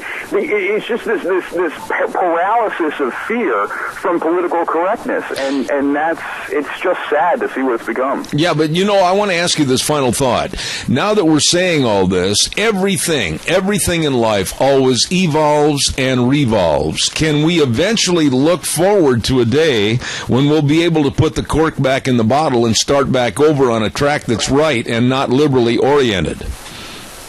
I think so. It's going to take somebody, and I'm going to use this analogy, and this is not because I support him for president or anything like that, because I don't, but I'm going to use the analogy of Donald Trump for a second. It's going to take somebody who just doesn't care. It's going to take somebody who doesn't care about running afoul of the PC media. It's going to take somebody who doesn't care about being criticized for what he says. And when you get a Brent Musburger or some other broadcaster up there, sports guy, who points out a beautiful woman and doesn't give a rip what problem anybody has with it, and will say it again and tell those people to go take a hike. Anybody who's got a problem with it can go take a hike, like Jim Harbaugh did at the University of Michigan when that activist group on campus didn't want him to screen American Sniper. He said, you know what, the football team's going to watch American Sniper, and if you've got a problem with it, that's your problem. So it's going to take a very strong-willed, very confident, and very highly placed person to do that. It's possible. It's very possible. But we need to find that guy, and we need that person to step up and kind of make it okay to defend yourself and to be strong. Otherwise, nobody will ever do it. It's going to take a trailblazer. Maybe that's a Trump. Maybe that's a Harbaugh. Maybe that's somebody like that. But it is possible. It's just going to take somebody having real guts to stand in the face of this. All right, I'm not going to show you my prejudices on the answer to this question until you answer my question. Who right now is the best undefeated team in the NFL? And then I'll let you know how I feel. Okay, the best undefeated team in the NFL, in my opinion, is the Green Bay Packers. I think the Packers have the depth, the defense. They're the best quarterback in the NFL right now in Aaron Rodgers. I think New England is just behind them. But New England is so dependent on two players, really 2 or 3 players for their success right now, that I fear for them what happens if one of those guys gets injured, whatever. Green Bay has shown in the past an ability to make up for injuries. So I think as the season wears on, I trust Green Bay a little bit more in the postseason when injuries start mounting up. And with that answer, you have just won a free steak dinner from a former Wisconsin resident and a former and great Green Bay alumni. God bless you, my son. I will be there to collect, I promise.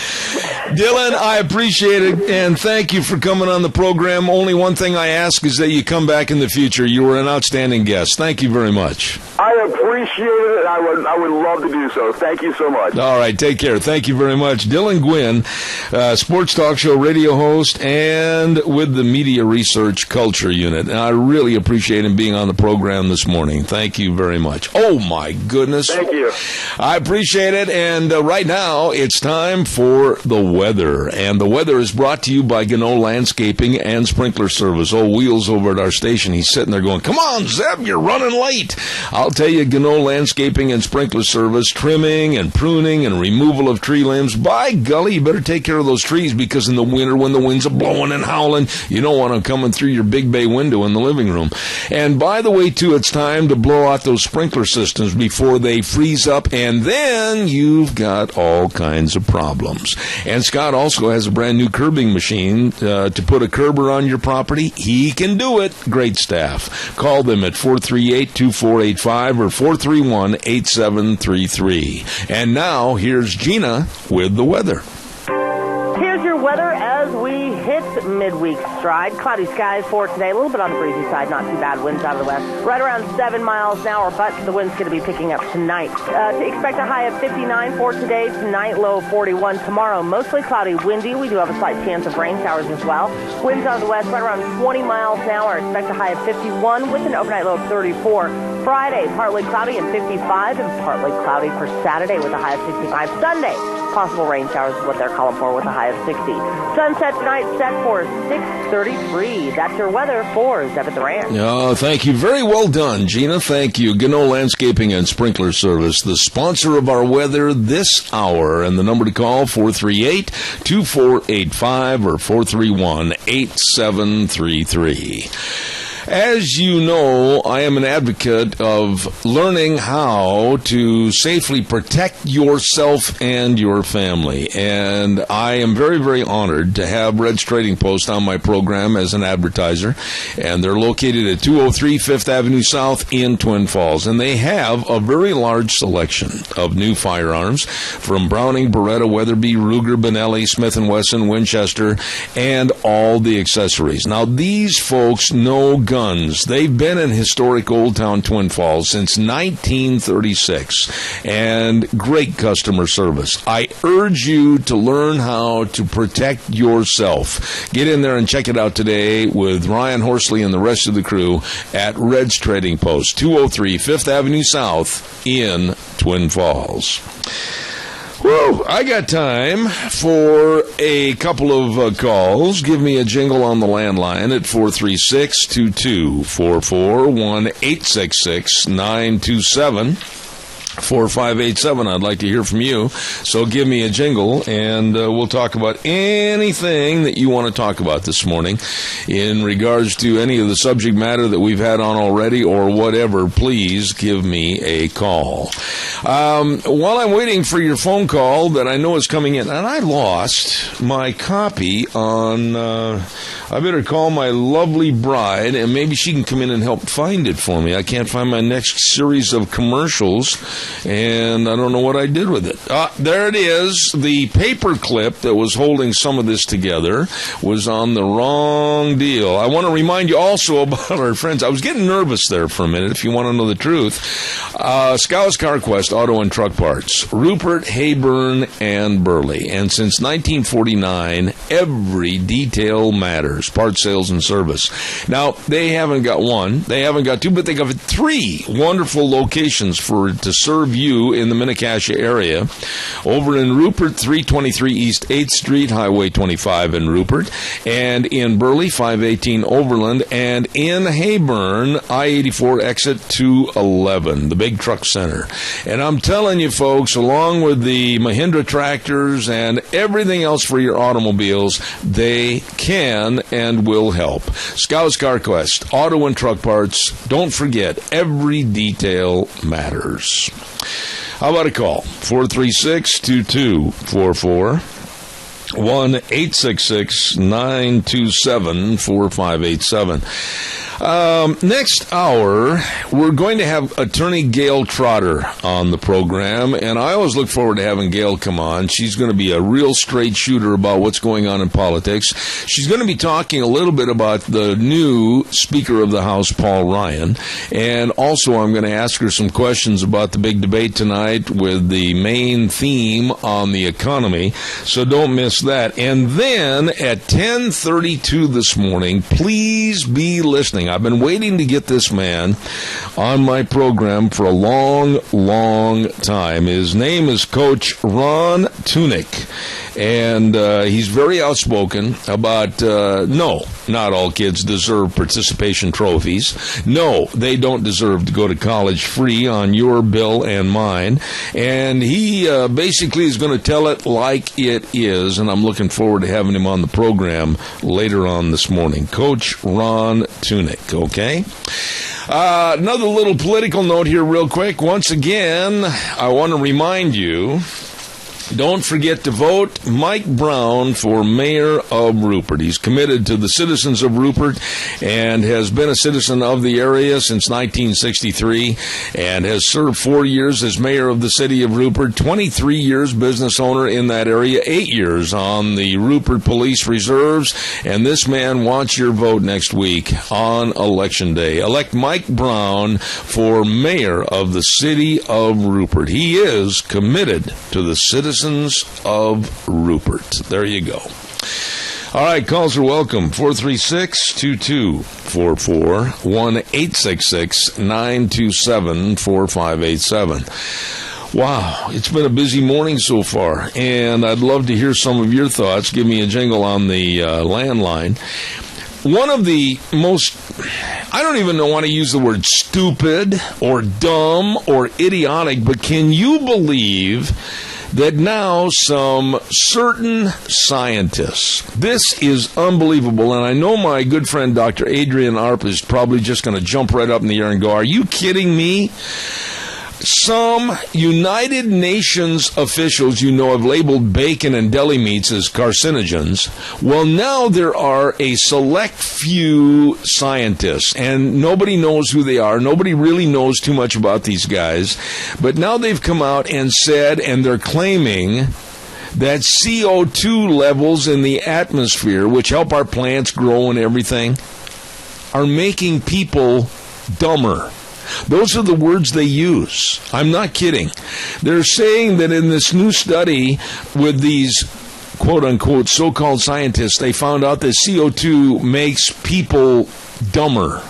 And so that's why they're advocates of trying to cool the planet off and what they say, stop global warming, because CO2 levels are making people dumber.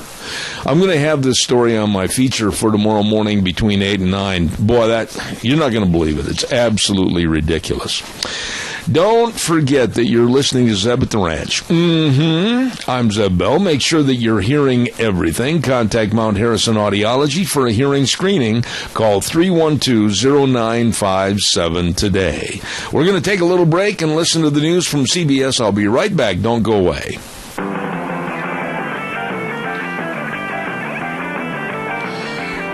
You know that the weather does not look that bad outside. Yesterday, everybody was saying, oh boy, look out for Wednesday. It's going to get nasty, but it's really not bad at all. Nice looking day so far.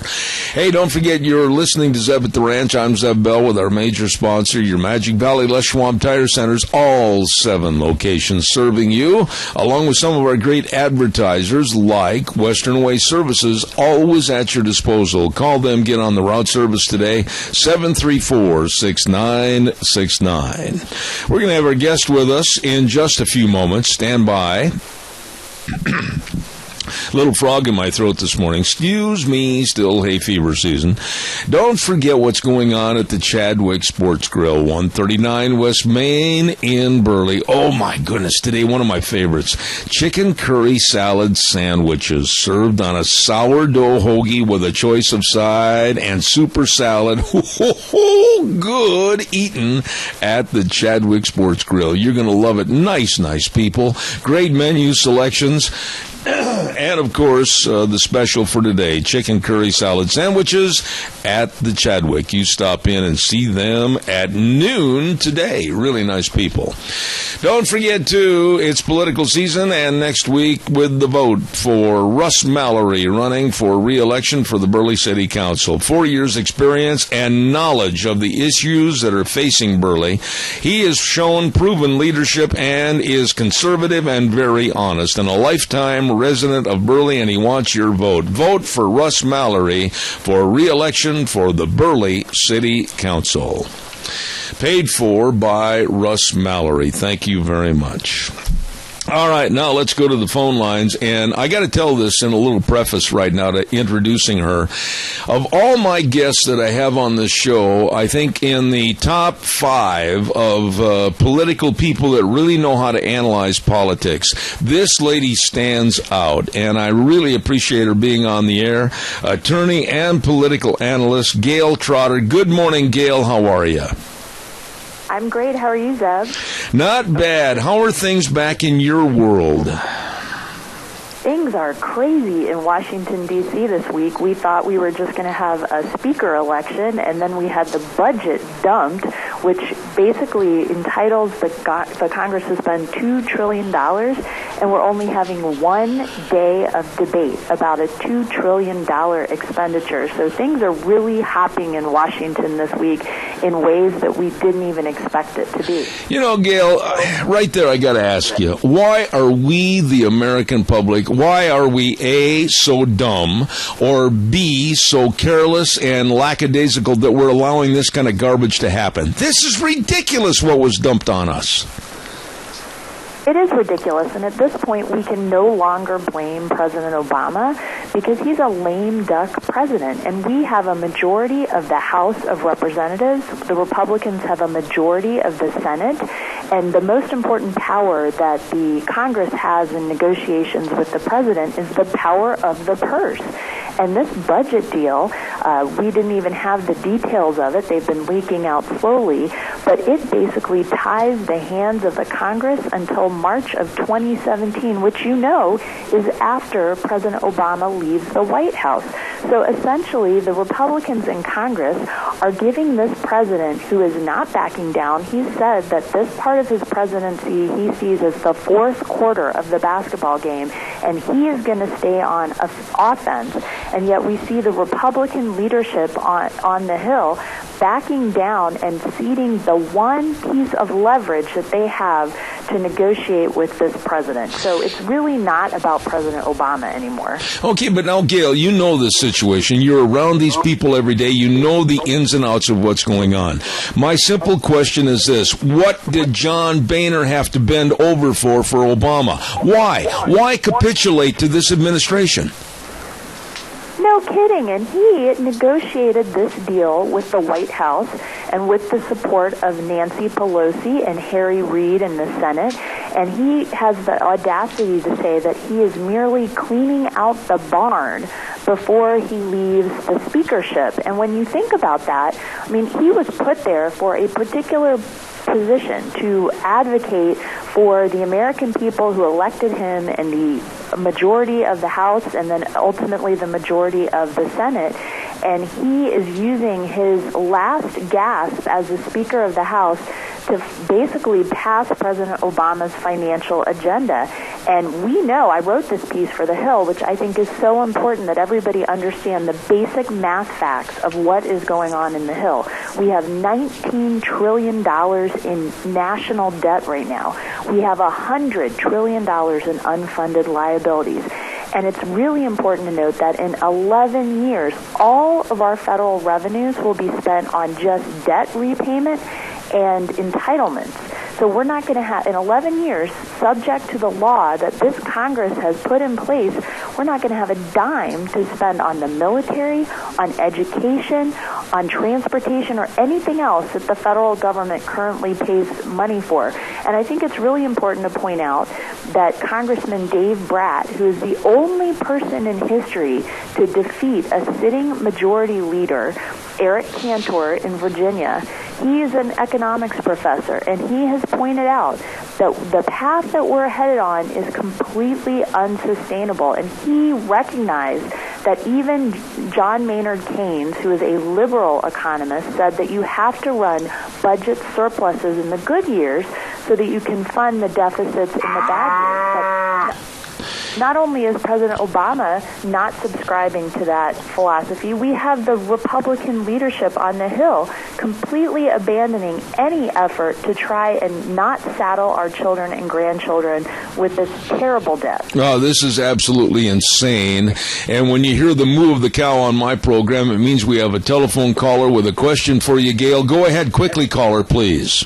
Okay, good morning, Zeb and Mr. Otter. I've seen you many times with Brett Baer. Do you feel that Senator Ryan has caved into Barack Obama's wishes on the economy? I think it's even worse than that. I think that he has completely been true to what Paul Ryan has done in the past. You might remember the Troubled Asset Relief Program, which was passed by Congress using the financial crisis as an excuse to have this huge, massive outlay of federal expenditures. Paul Ryan went on the floor of the House and gave a very impassioned defense of this legislation called TARP. So he has done this over and over again, and yet the people who support him say that he's the smart one on finance. He's the smart one on economics.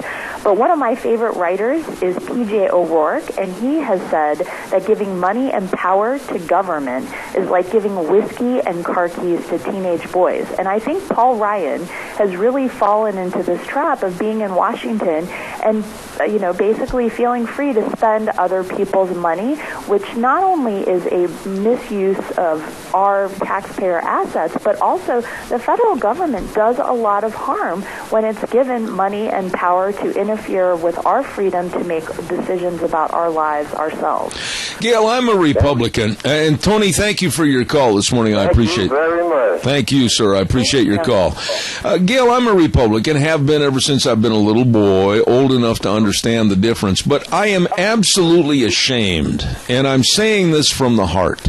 I am absolutely ashamed that these supposed Republicans that begged for our vote in the last election said that they would go back and clean up the offices of Congress and the Senate with a big broom and a dustpan. They're cowards. They have no backbone, and they've just gone to the whims of this administration. I am ashamed of them. What are your thoughts?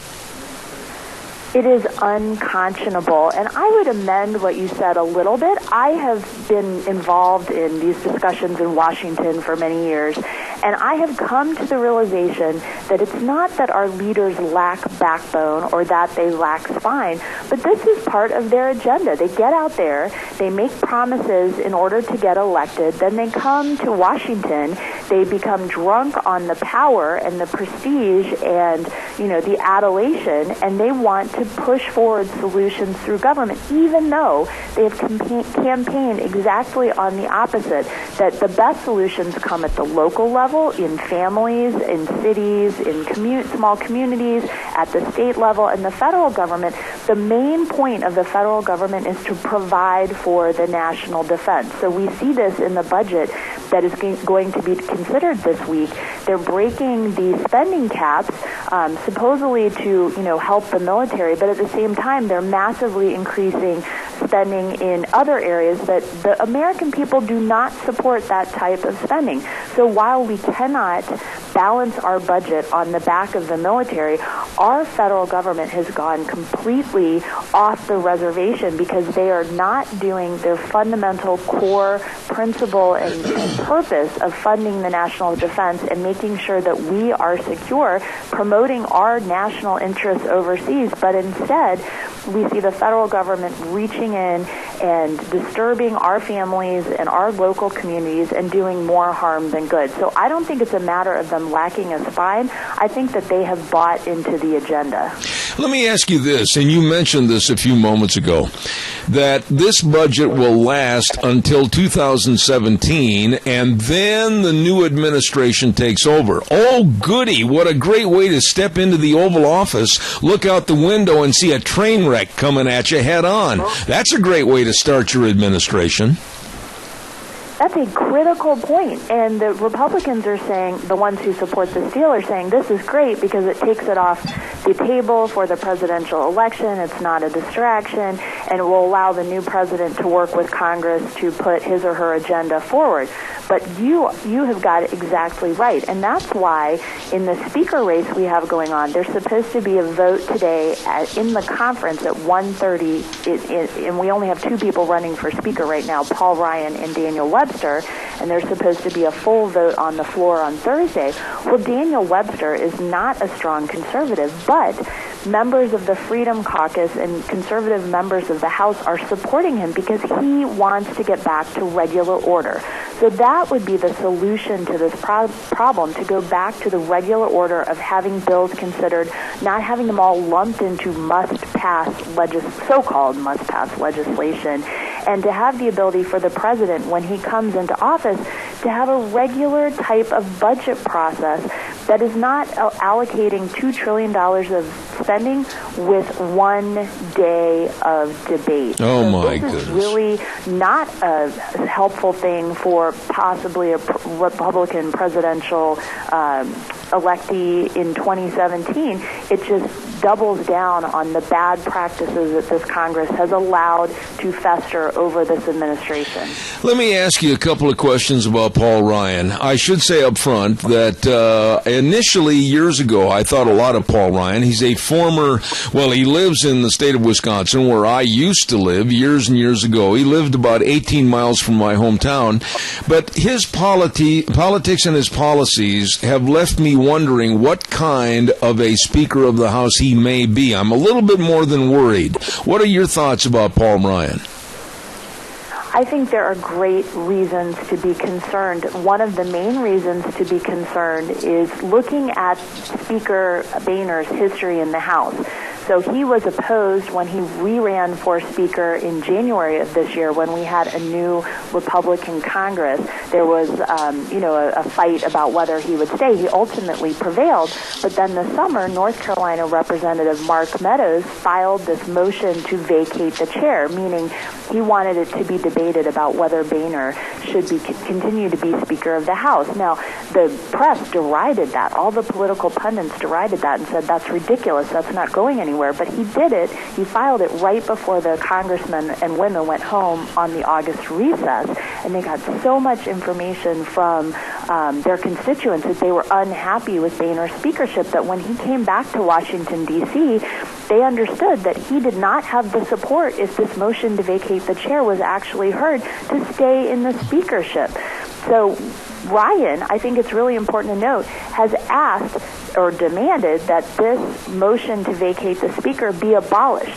This motion to vacate the Speaker has been in place since Thomas Jefferson was around. And the idea was that we wanted to promote democracy. We did not want to have a dictator as a Speaker of the House, so that the congressman had the ability to change the Speaker if the Speaker went off the rails. So the fact that Paul Ryan wants to disband this rule gives you a lot of insight, I think, in the way that he would want to govern as Speaker of the House. Another question that I'm very grateful to have you on the program this morning, because we're just hours away literally from the third GOP debate tonight that's going to be handled by MSNBC. And I said earlier this morning, Gail, MSNBC, not a very well-watched network, and then it's going to be even worse tonight because they're going up against Game 2 in the World Series. That being said, the topic for the debate is going to be the economy. What are your thoughts about what will or won't come out tonight with the Republicans at that debate? I will suggest that everyone look at a website called thefederalist.com. There's an article up there by a friend of mine in Washington, D.C., who's a writer. Her name is Molly Hemingway. And she's written about the moderator, John Haywood, who's going to be the moderator of the debate tonight, and saying how unbelievably ridiculous it is that Republicans agreed to let this journalist be a moderator. And she details in great precision about how biased this moderator is. So even though the debate is supposed to be about economics, I think we can expect to see a lot of oddball questions and a lot of really tough questions that the Democrats tend not to see. And I think obviously with Carson now in the lead in some polls over Trump, it'll be very interesting to see the interplay of them, because Trump is very aggressive on the attack, but Carson generally is pretty laid back. So on the personal level, it would be very interesting to see how Trump plays his hand against a very popular presidential contender. Yeah, but let me ask you this. You didn't mention anybody else. I mean, you basically said Carson and Trump. But my feeling is this, and you're the expert, tell me I'm wrong. I think this debate, even though it's headlined as being about economic capabilities of the United States, I think basically it's going to be the last hurrah for the Huckabees and for the Rand Pauls and for the Kasichs. They're going to go up there on the attack, not about the economy. They're going to be going after Donald Trump to try to get him out of that first place chair. What are your thoughts? I think you're right, and I think it's there, we saw with Jeb Bush, he is running out of money, he cut a lot of his staff, and there were rumors last week about, the state of his campaign, and we're seeing that on several other campaigns as well, and, after one of the debates, Scott Walker dropped out of the race because he could see that he wasn't going anywhere. So this is really an opportunity for those second-tier candidates or lower-rung candidates to kind of draw some attention to themselves and to distinguish themselves from the front runners right now. And you remember with Carly Fiorina in the last debate, she did such a powerful job that she got a huge bump in the polls, but she hasn't been able to maintain that. And I think that's because she doesn't have the draw, the social media presence, the ability to go on CNN and all these other places constantly like Donald Trump does.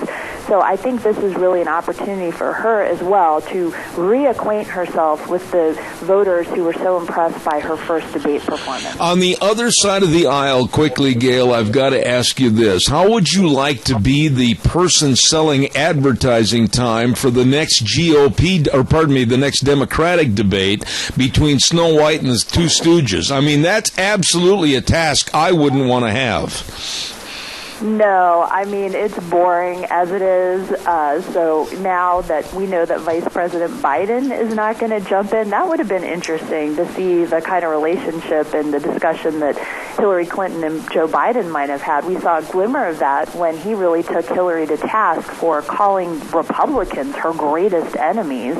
But I think you're right. It's a total snooze fest, which in some ways I think benefits the Democrats, because if nobody's paying attention to it, then if they have gaffes or, kind of outrageous things that they say, there's going to be less attention devoted to it, because of course the mainstream media is not going to highlight their, failures in any public forum. One last thought here this morning, and it's a completely unrelated subject to what we've mentioned so far, but it is about Obama and what he said yesterday when he spoke to the police chiefs of America, and right from the get-go was highlighting the fact that his administration would like to see, quote-unquote, more gun control laws. Those of us that live out in the hinterlands, like myself and millions of others, where our first line of protection is ourselves and our families and our property, what did you think about his statement about more gun control laws? We already have 20,000 gun control laws on the books. And President Obama is talking about this at the same time as he's trying to release a lot of felons from our federal prison system. So it seems a little inconsistent to me that he would argue that we need more laws when he's not holding the people who have actually broken the laws on the books accountable for their criminal activity. And on top of that, do we see him out every weekend talking about the violent deaths that happen in Chicago on like Labor Day weekend, 4th of July weekend? He should be out there every time that happens. 9 people die, 13 people die, 46 people are wounded. Why is he not out there every time talking about that, gun violence in one of his own hometowns? Instead, he takes these mass tragedies at colleges where, you know, the people have already passed all of the regulations that the other side has advocated. It hasn't stopped those from happening, but he takes those because they fit his narrative.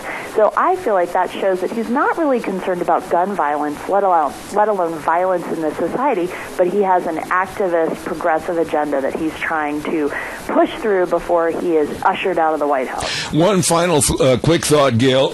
Pardon me. What about the last 449 days with the pen and the phone? Do you see anything in the background that we should be really concerned about before this man leaves office? He continues to press on all of his fundamental agenda items, and I think the biggest thing that we need to be worried about is this climate change summit that's happening in Paris in December. I've spent a lot of time looking at this and thinking about things that could come out of this administration, especially out of the EPA, and that will have a fundamental effect on the poor in our neighborhood, in our country, and definitely disable us in terms of our independence from the Middle East or other places on our energy concerns. So you know that this president opposed the Keystone Pipeline, and I think that the whole religion of climate change is an effort to push forward this internationalist agenda that does not put American interests first. So I would really recommend that everybody pay attention to that climate change summit that's going to be occurring in Paris in December. I tell you what, folks, this lady is the best. Attorney and political analyst Gail Trotter. Gail, God bless you, and please come back soon. You are absolutely one of the best guests I've ever had on this show. Thank you. Thank you for the high compliment. Great to be with you, and God bless you, too. Thank you. There's a lady that really knows and understands what's going on with politics in this country, and I have a high regard and respect for her opinion. Gail Trotter, thank you very much. Hey, got to pay some bills here real quick, and I want to remind you about Lennox and Ramsey. Ramsey Heating and Electric offering rebates on qualified Lennox home comfort systems, whether it's a gas furnace, an air conditioner, or a heat pump. You and your family will enjoy the comfort. That's right. Call them at 678-0459 and learn how Ramsey Heating and Electric and Lennox can save you money. Absolutely. And let's see, I want to remind you too quickly, Denny's at 611 Overland in Burley with the high school game of the week. Now, tomorrow is the big day. We'll be announcing which playoff game is going to be the game of the week. And what we'll do is invite you to send your pick of the winning team and the closest to the final score to my email account, Zebbell, zebattheranch@hotmail.com. Okay, zebattheranch@hotmail.com. Or you can call in the winning team and the closest to the final score to my cell phone at 312-2976. We'll tell you the game tomorrow, and you've got to have all of your predictions in by noon on Friday, so don't miss that. And you might receive a free Grand Slam breakfast from Denny's at 611 Overland in Burley, and it is delicious. We'll be back in a couple of minutes. Don't you go away. And now back to Zeb at the Ranch on AM 1230 KBAR. To reach Zeb, call 436-2244 or toll free 1-866-927-4587. And now, here is Zeb Best. Thank you very much, and welcome back to our last half hour. We're down the home stretch, and Secretariat's in the lead as we introduce our next guest to you. And I'm very, very fortunate to have this man on the program this morning. I think him and I are going to get along famously with with our attitudes. I'd like to say good morning to Coach Ron Tunig. Ron, how are you this morning? Zeb, good morning. What an honor to be with you, sir. And it's my second favorite state. I spent a lot of time in Idaho. Do you know where Hayden Lake is? I certainly do, sir. Yes, sir. It's a gorgeous state, and glad to be on your show. Well, it's my pleasure, sir, and I think initially what I'd like to do, I'd like to mention that you're the CEO and president of the Nation's Transaction Services. What does that mean exactly, Ron?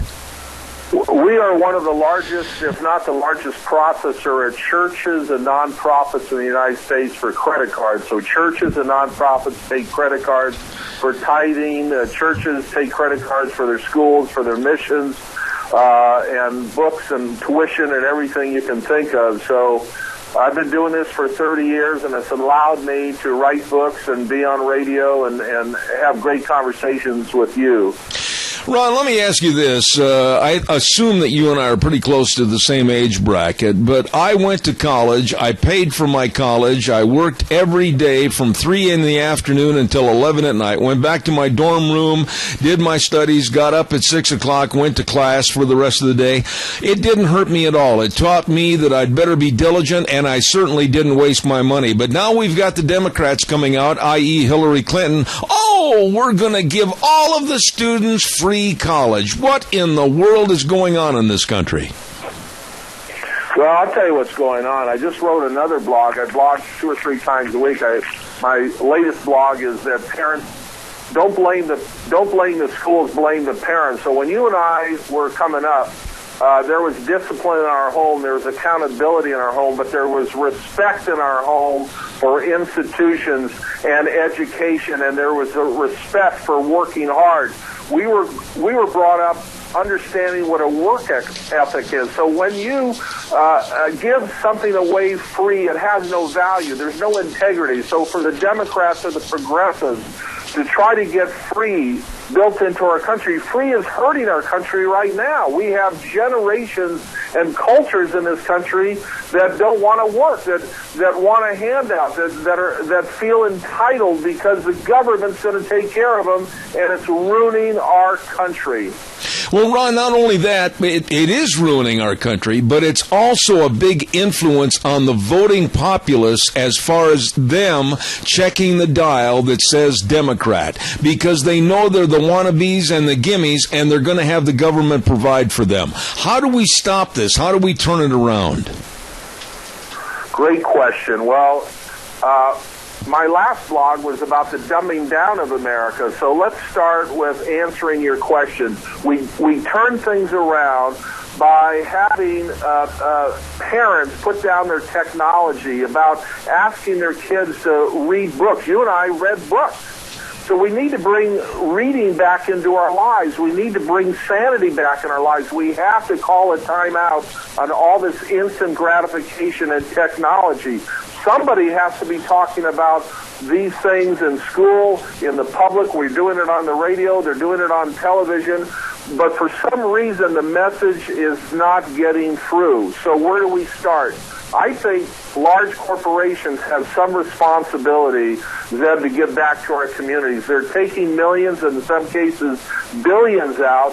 Why can't they do more? They have a bigger megaphone than you and I ever would, and they have a social responsibility to start talking about how to make our country better, what it takes to make a profit, and respect put back for institutions. So we've lost the respect for government, we lost the respect for schools, and we lost the respect in the home. I totally agree with everything you said, Ron, and I want to stay right there in that educational vein for a moment. I will say this. I think it's wrong, dead wrong, to push college to all high school seniors, because not all of them are capable of going to college or have the want to go to college. And I think we've overlooked the trade schools in this country and not have all of these students run up these enormous debt loads when basically they don't even want to be there.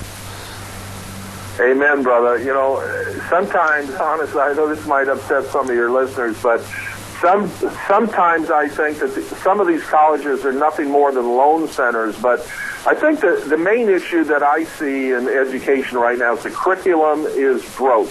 they're teaching kids the same way they've been teaching kids for 60 and 70 years. The teachers are being taught the same way. So kids are bored, and I agree 100%. Only a little over 50% of all kids who attend 4, 5, 6 years of college actually graduate. So what happens to the other kids? They've been wasting their time for 3 to 4 years. They drive up this debt, and at 24 years old, they have no clue as to what they're going to do in life. Go to a Chili's restaurant down here in L.A. Guess who's waiting on you? Kids with master's degrees. So our curriculum is broke, and our administrators are paid too much money, and they're not creating enough interesting classes to keep the attention of these kids. And you're right. What happened to the trade classes that you and I grew up with? You know, let me ask you this. How are we going to take education back under control to where the schools actually are teaching and training youngsters about life and how to succeed in life? Life is a competition with the talent and skills that God gave us. When are we going to get back to that basic again? Oh, brother, you are really coming into my sweet spot. So this country was built by rugged individualists. This country was built by hardworking, caring people. And so it starts with parenting. And I put a lot of blame today on the lack of parenting. They want to be your friends, Deb. They don't want to be their parents. They don't set the guidelines. They don't set the guideposts. There isn't that discipline and accountability in the home. It starts with parents. Parents, I don't know about Idaho, but in California, over 60% of everybody who gets married gets divorced. So what happens is these parents are so preoccupied with their bad marriages and working on their divorces and dating and who knows what. Who's parenting the kids? Who's raising our kids? I'll tell you who's raising our kids. It's their smartphones, and that's dangerous. That is really dangerous to let technology be raising our next generation. Yeah, but we have taken the responsibility away from the parents, and I've been advocating that this is wrong for a long time. The kids can go to school for breakfast. The kids have lunch at school. The kids can have after-school programs. The kids can have supper after the hours of the after-school programs. And we've basically eliminated the parents being responsible for their kids. This has got to stop. Well, it has to stop, and it starts with every community. The people listening to your show, the people that listen to my show, I'm on the radio 4 days a week myself with my own show, and I talk about this every time I'm on the radio. Start to get involved in your community and your school. When you and I, again, were growing up, hundreds of parents would attend a PTA meeting. You know, down here in Southern California, even in these big school districts, nobody goes to these PTA meetings anymore. The parents have dropped out. So when the kids see their parents drop out, they drop out. When they see their parents not caring, they stop caring. So it starts with the home environment, and it starts with the parents paying attention to their own communities and what is going on. And let me just say this: break up the Department of Education. We need to educate our kids in your community and my community, not in Washington, D.C. I totally agree with that, but I want to talk about another aspect of raising our kids, and it's this absolutely loony liberal attitude that competition is a bad, filthy, dirty word. And they've taken down a lot of the scoreboards. They've stopped keeping score. They're giving trophies to everybody that participates. I absolutely think that this is lunacy. We've got to earn what we make in life and not have it handed to us. Well, you know, it's a sad day, and leadership starts at the top. So, unfortunately, we have not had leaders. Our presidents have not generated leadership from the Oval Office. Our corporations haven't generated leadership back to our communities. And again, I might hurt some feelings. I'm an ex-teacher. My son is currently a teacher in Grants Pass, Oregon. My mother was a teacher. But you know what? Teachers are government workers. They don't have an understanding of how capitalism works. They don't have an understanding of how to make a payroll. They don't know how challenging it is to make $1 today. So where do kids learn how to be competitive anymore. If you have such a PC, politically correct world, which is horrible. Look, you and I are on public radio, and I talk about it all the day.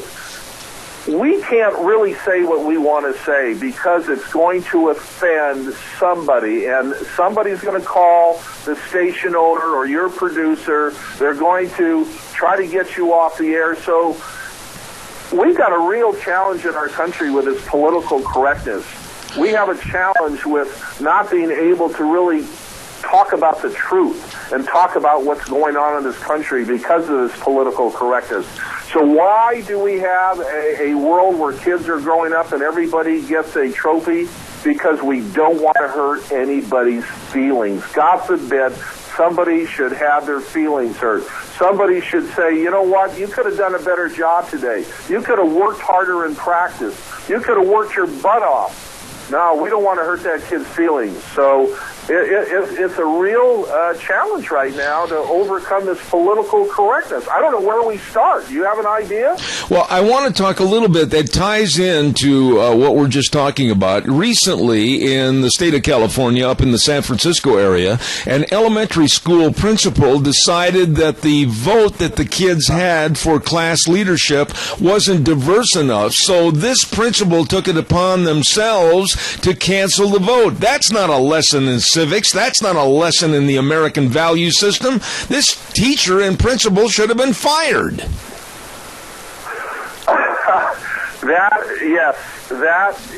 I know about that situation. So 20% of the kids in the school were Caucasian, 80% were some other culture or races.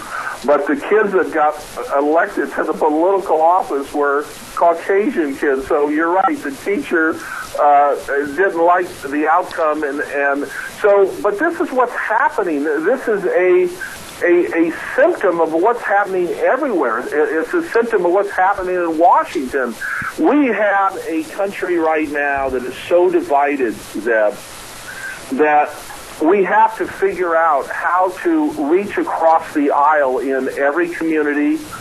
We have to figure out a way to communicate with people that disagree with us and try to reach some form of compromise and understanding. But what I don't want to compromise are what the Founding Fathers had in mind. What I don't want to compromise is hard work. You've got to put in the time. You've got to put in the effort. You've got to have kids in schools talking about learning skills that allow them to be productive. Again, this goes back to the curriculum. The same curriculum, reading, writing, and arithmetic, I get it. Those are the hard skills. But the soft skills, which used to be taught in the home, eye contact, dress for success, look somebody in the eye, tell the truth, always tell the truth. How about a solid handshake? How about get up early? How about early to bed and early to rise? Everything that you and I grew up with, those things are now put on the sideline. They're not discussed anywhere. And the soft skills, where are they taught? Where are the laws of success taught? How would somebody learn how to make a living today? Look, I'm generalizing. I apologize to the audience. Because if you want to be a doctor, lawyer, Indian chief, I get it. You are motivated. You have a passion to want to do that. But most of us at 20 years old or 25 or even 30 today don't know what they want to do. They're drifting through life, and that drifting part is causing us apathy. It's causing us a loss of economic power, and it's causing a loss of caring. Ask somebody in my state, I won't say Idaho, but ask a 24-year-old who are the United States senators in California. I'll guarantee you 95% of them can't answer that one question. You know, Ron, you've got to promise me. I'm out of time in this segment. You've got to promise me to come back on our program again, because I've got so many more thoughts I'd like to go over with you and get your opinion. And I certainly appreciate your taking the time to be on my program this morning. I'm honored. If you could check out my blogs on CoachTunick, TUNICK.com, I'd be honored to come back I love Idaho, and Zeb, thank you. I'm so honored to be on your show. I will do that, sir. God's blessings to you, and I'll be calling in the near future. Thank you very much. You bet you. Thank Bye-bye. you. Wow, I could sit and visit with that man all day, Coach Ron Tunick, and his value lesson for America. We've got to turn things around, for heaven's sakes. Giving these kids the idea, well, it's free. You don't have to work for it. It's free. Nothing is free, for heaven's sakes. Somebody's got to pay for it. Somebody has to put forth an effort. And the Democratic mantra now with Hillary Clinton, oh, it's free. Well, we'll do this. Well, we'll increase the budget. Well, we'll increase the debt ceiling. Oh, my gosh. What is the matter with us? What is the matter with us? It's time for the weather. I got to calm down. Woo, blood pressure went up a whole bunch there in the last little bit. The weather is brought to you by Scarrows Meats, 331 North Road, Jerome. Yes, sirree, Bob, your hometown meat cutter. Locally owned and custom meat processor for over 20 years. Changing the way we eat one delicious bite at a time. Oh, my goodness, everything, the ribeye steaks and all the ground beef and the boneless pork chops and the brats and the processing of your big game. And they've even got a special with the wild game bacon. Check it out. Scarrows Meats, 324-7657. Right now, here's Gina with the weather. Here's your weather as we hit midweek stride. Cloudy skies for today. A little bit on the breezy side, not too bad. Winds out of the west. Right around 7 miles an hour, but the wind's going to be picking up tonight. To expect a high of 59 for today. Tonight, low of 41. Tomorrow, mostly cloudy, windy. We do have a slight chance of rain showers as well. Winds out of the west, right around 20 miles an hour. Expect a high of 51 with an overnight low of 34. Friday, partly cloudy and 55, and partly cloudy for Saturday with a high of 65. Sunday, possible rain showers is what they're calling for with a high of 60. Sunset tonight set for 6:33. That's your weather for Zeb at the Ranch. And Gina, thank you very much. And Scarrows Meats, of course, sponsoring our weather for this hour. They're located at 331 North Road, Jerome. The number to call, 324-7657. They are changing the way we eat one delicious bite at a time at Scarrows Meats. Tomorrow on the program, I want to take just a moment and kind of go through some of this. Open forum, 8:06 to 9 o'clock. That's where we pick some various topics and ask for your involvement with your opinion. And then at 9:06, the Chamber Report. 9:12, a segment I really enjoyed because these people are so enthusiastic. And that's the segment with the Minidoka Memorial Hospital. Then at 9:23, Dog Nation with Officer Ken Mort. And then 9:30, one of my absolute favorite people, Rita Ramsey, comes on with her kind of political analogies of what's going on. And then, of course, at 10:12 tomorrow morning, the Cassia County School Days. And at 10:30 tomorrow morning, we're honored to have Dr. Ken Fox, and I believe it's Annie Stevenson, and they're going to be talking about the bond election over at Minidoka High School. So all of that coming up tomorrow on our show. Don't you miss a minute of it. Going to be very, very interesting. Don't forget your Magic Valley Les Schwab Tire Centers. All 7 locations serving you. Now, when I say serving, I mean honestly, service is the key word for all the... Whoop, I lost my microphone cable there for a minute. All the 7 locations. They are excellent in service for your brake service, professionally trained technicians, and, of course, premium quality parts. And they offer the brake industry's best warranty. Front-end alignment, shocks and struts, batteries. Be sure and have your battery checked. Boy, on those colder mornings coming up, you want to make sure that you get that four-wheeled wonder started and headed off to work. And, of course, all of your tires. They've got the best in tires for your driving, whether you just drive back and forth to work or you're going to take a tour to Grandma and Grandpa's over in Gunnison, Colorado. They've got all the tires for your safe driving. So please stop in and see them today. Lane and Rupert, Dave on Blue Lakes and Twin, Mike and Buell, Mike and Jerome, the Twist family in Paul, John on Pole Line in Twin Falls, and Randy on Overland in Burley. Your Magic Valley Les Schwab Tire Centers. You know, do yourself a favor today. I mean it seriously, and your kids too. Do something competitive. Do something that shows your kids that instill the will to win. And don't listen to these foggy-headed liberals. Oh, we've got to take down all the scoreboards. Oh, everybody's a winner. No, everybody is not a winner. You've got to work for it. You've got to train for it. You've got to study for it, to earn it, to be a winner. But do something with your kids that really amplifies the fact that it's a competitive world. It's a competitive society. And use the God-given talents that you have to go out and be the best you can be. Don't worry about anybody else. You do it for yourself. You do it. And don't sit back and waste what God has given you. Don't do that. Get out and try to be the best you can be. Liberalism is absolute insanity as far as I'm concerned. All right, don't forget, you're listening to Zeb at the Ranch. Make sure you're hearing everything. Contact Mount Harrison Audiology for a hearing screening. Call 312-0957 today, and thank you very much.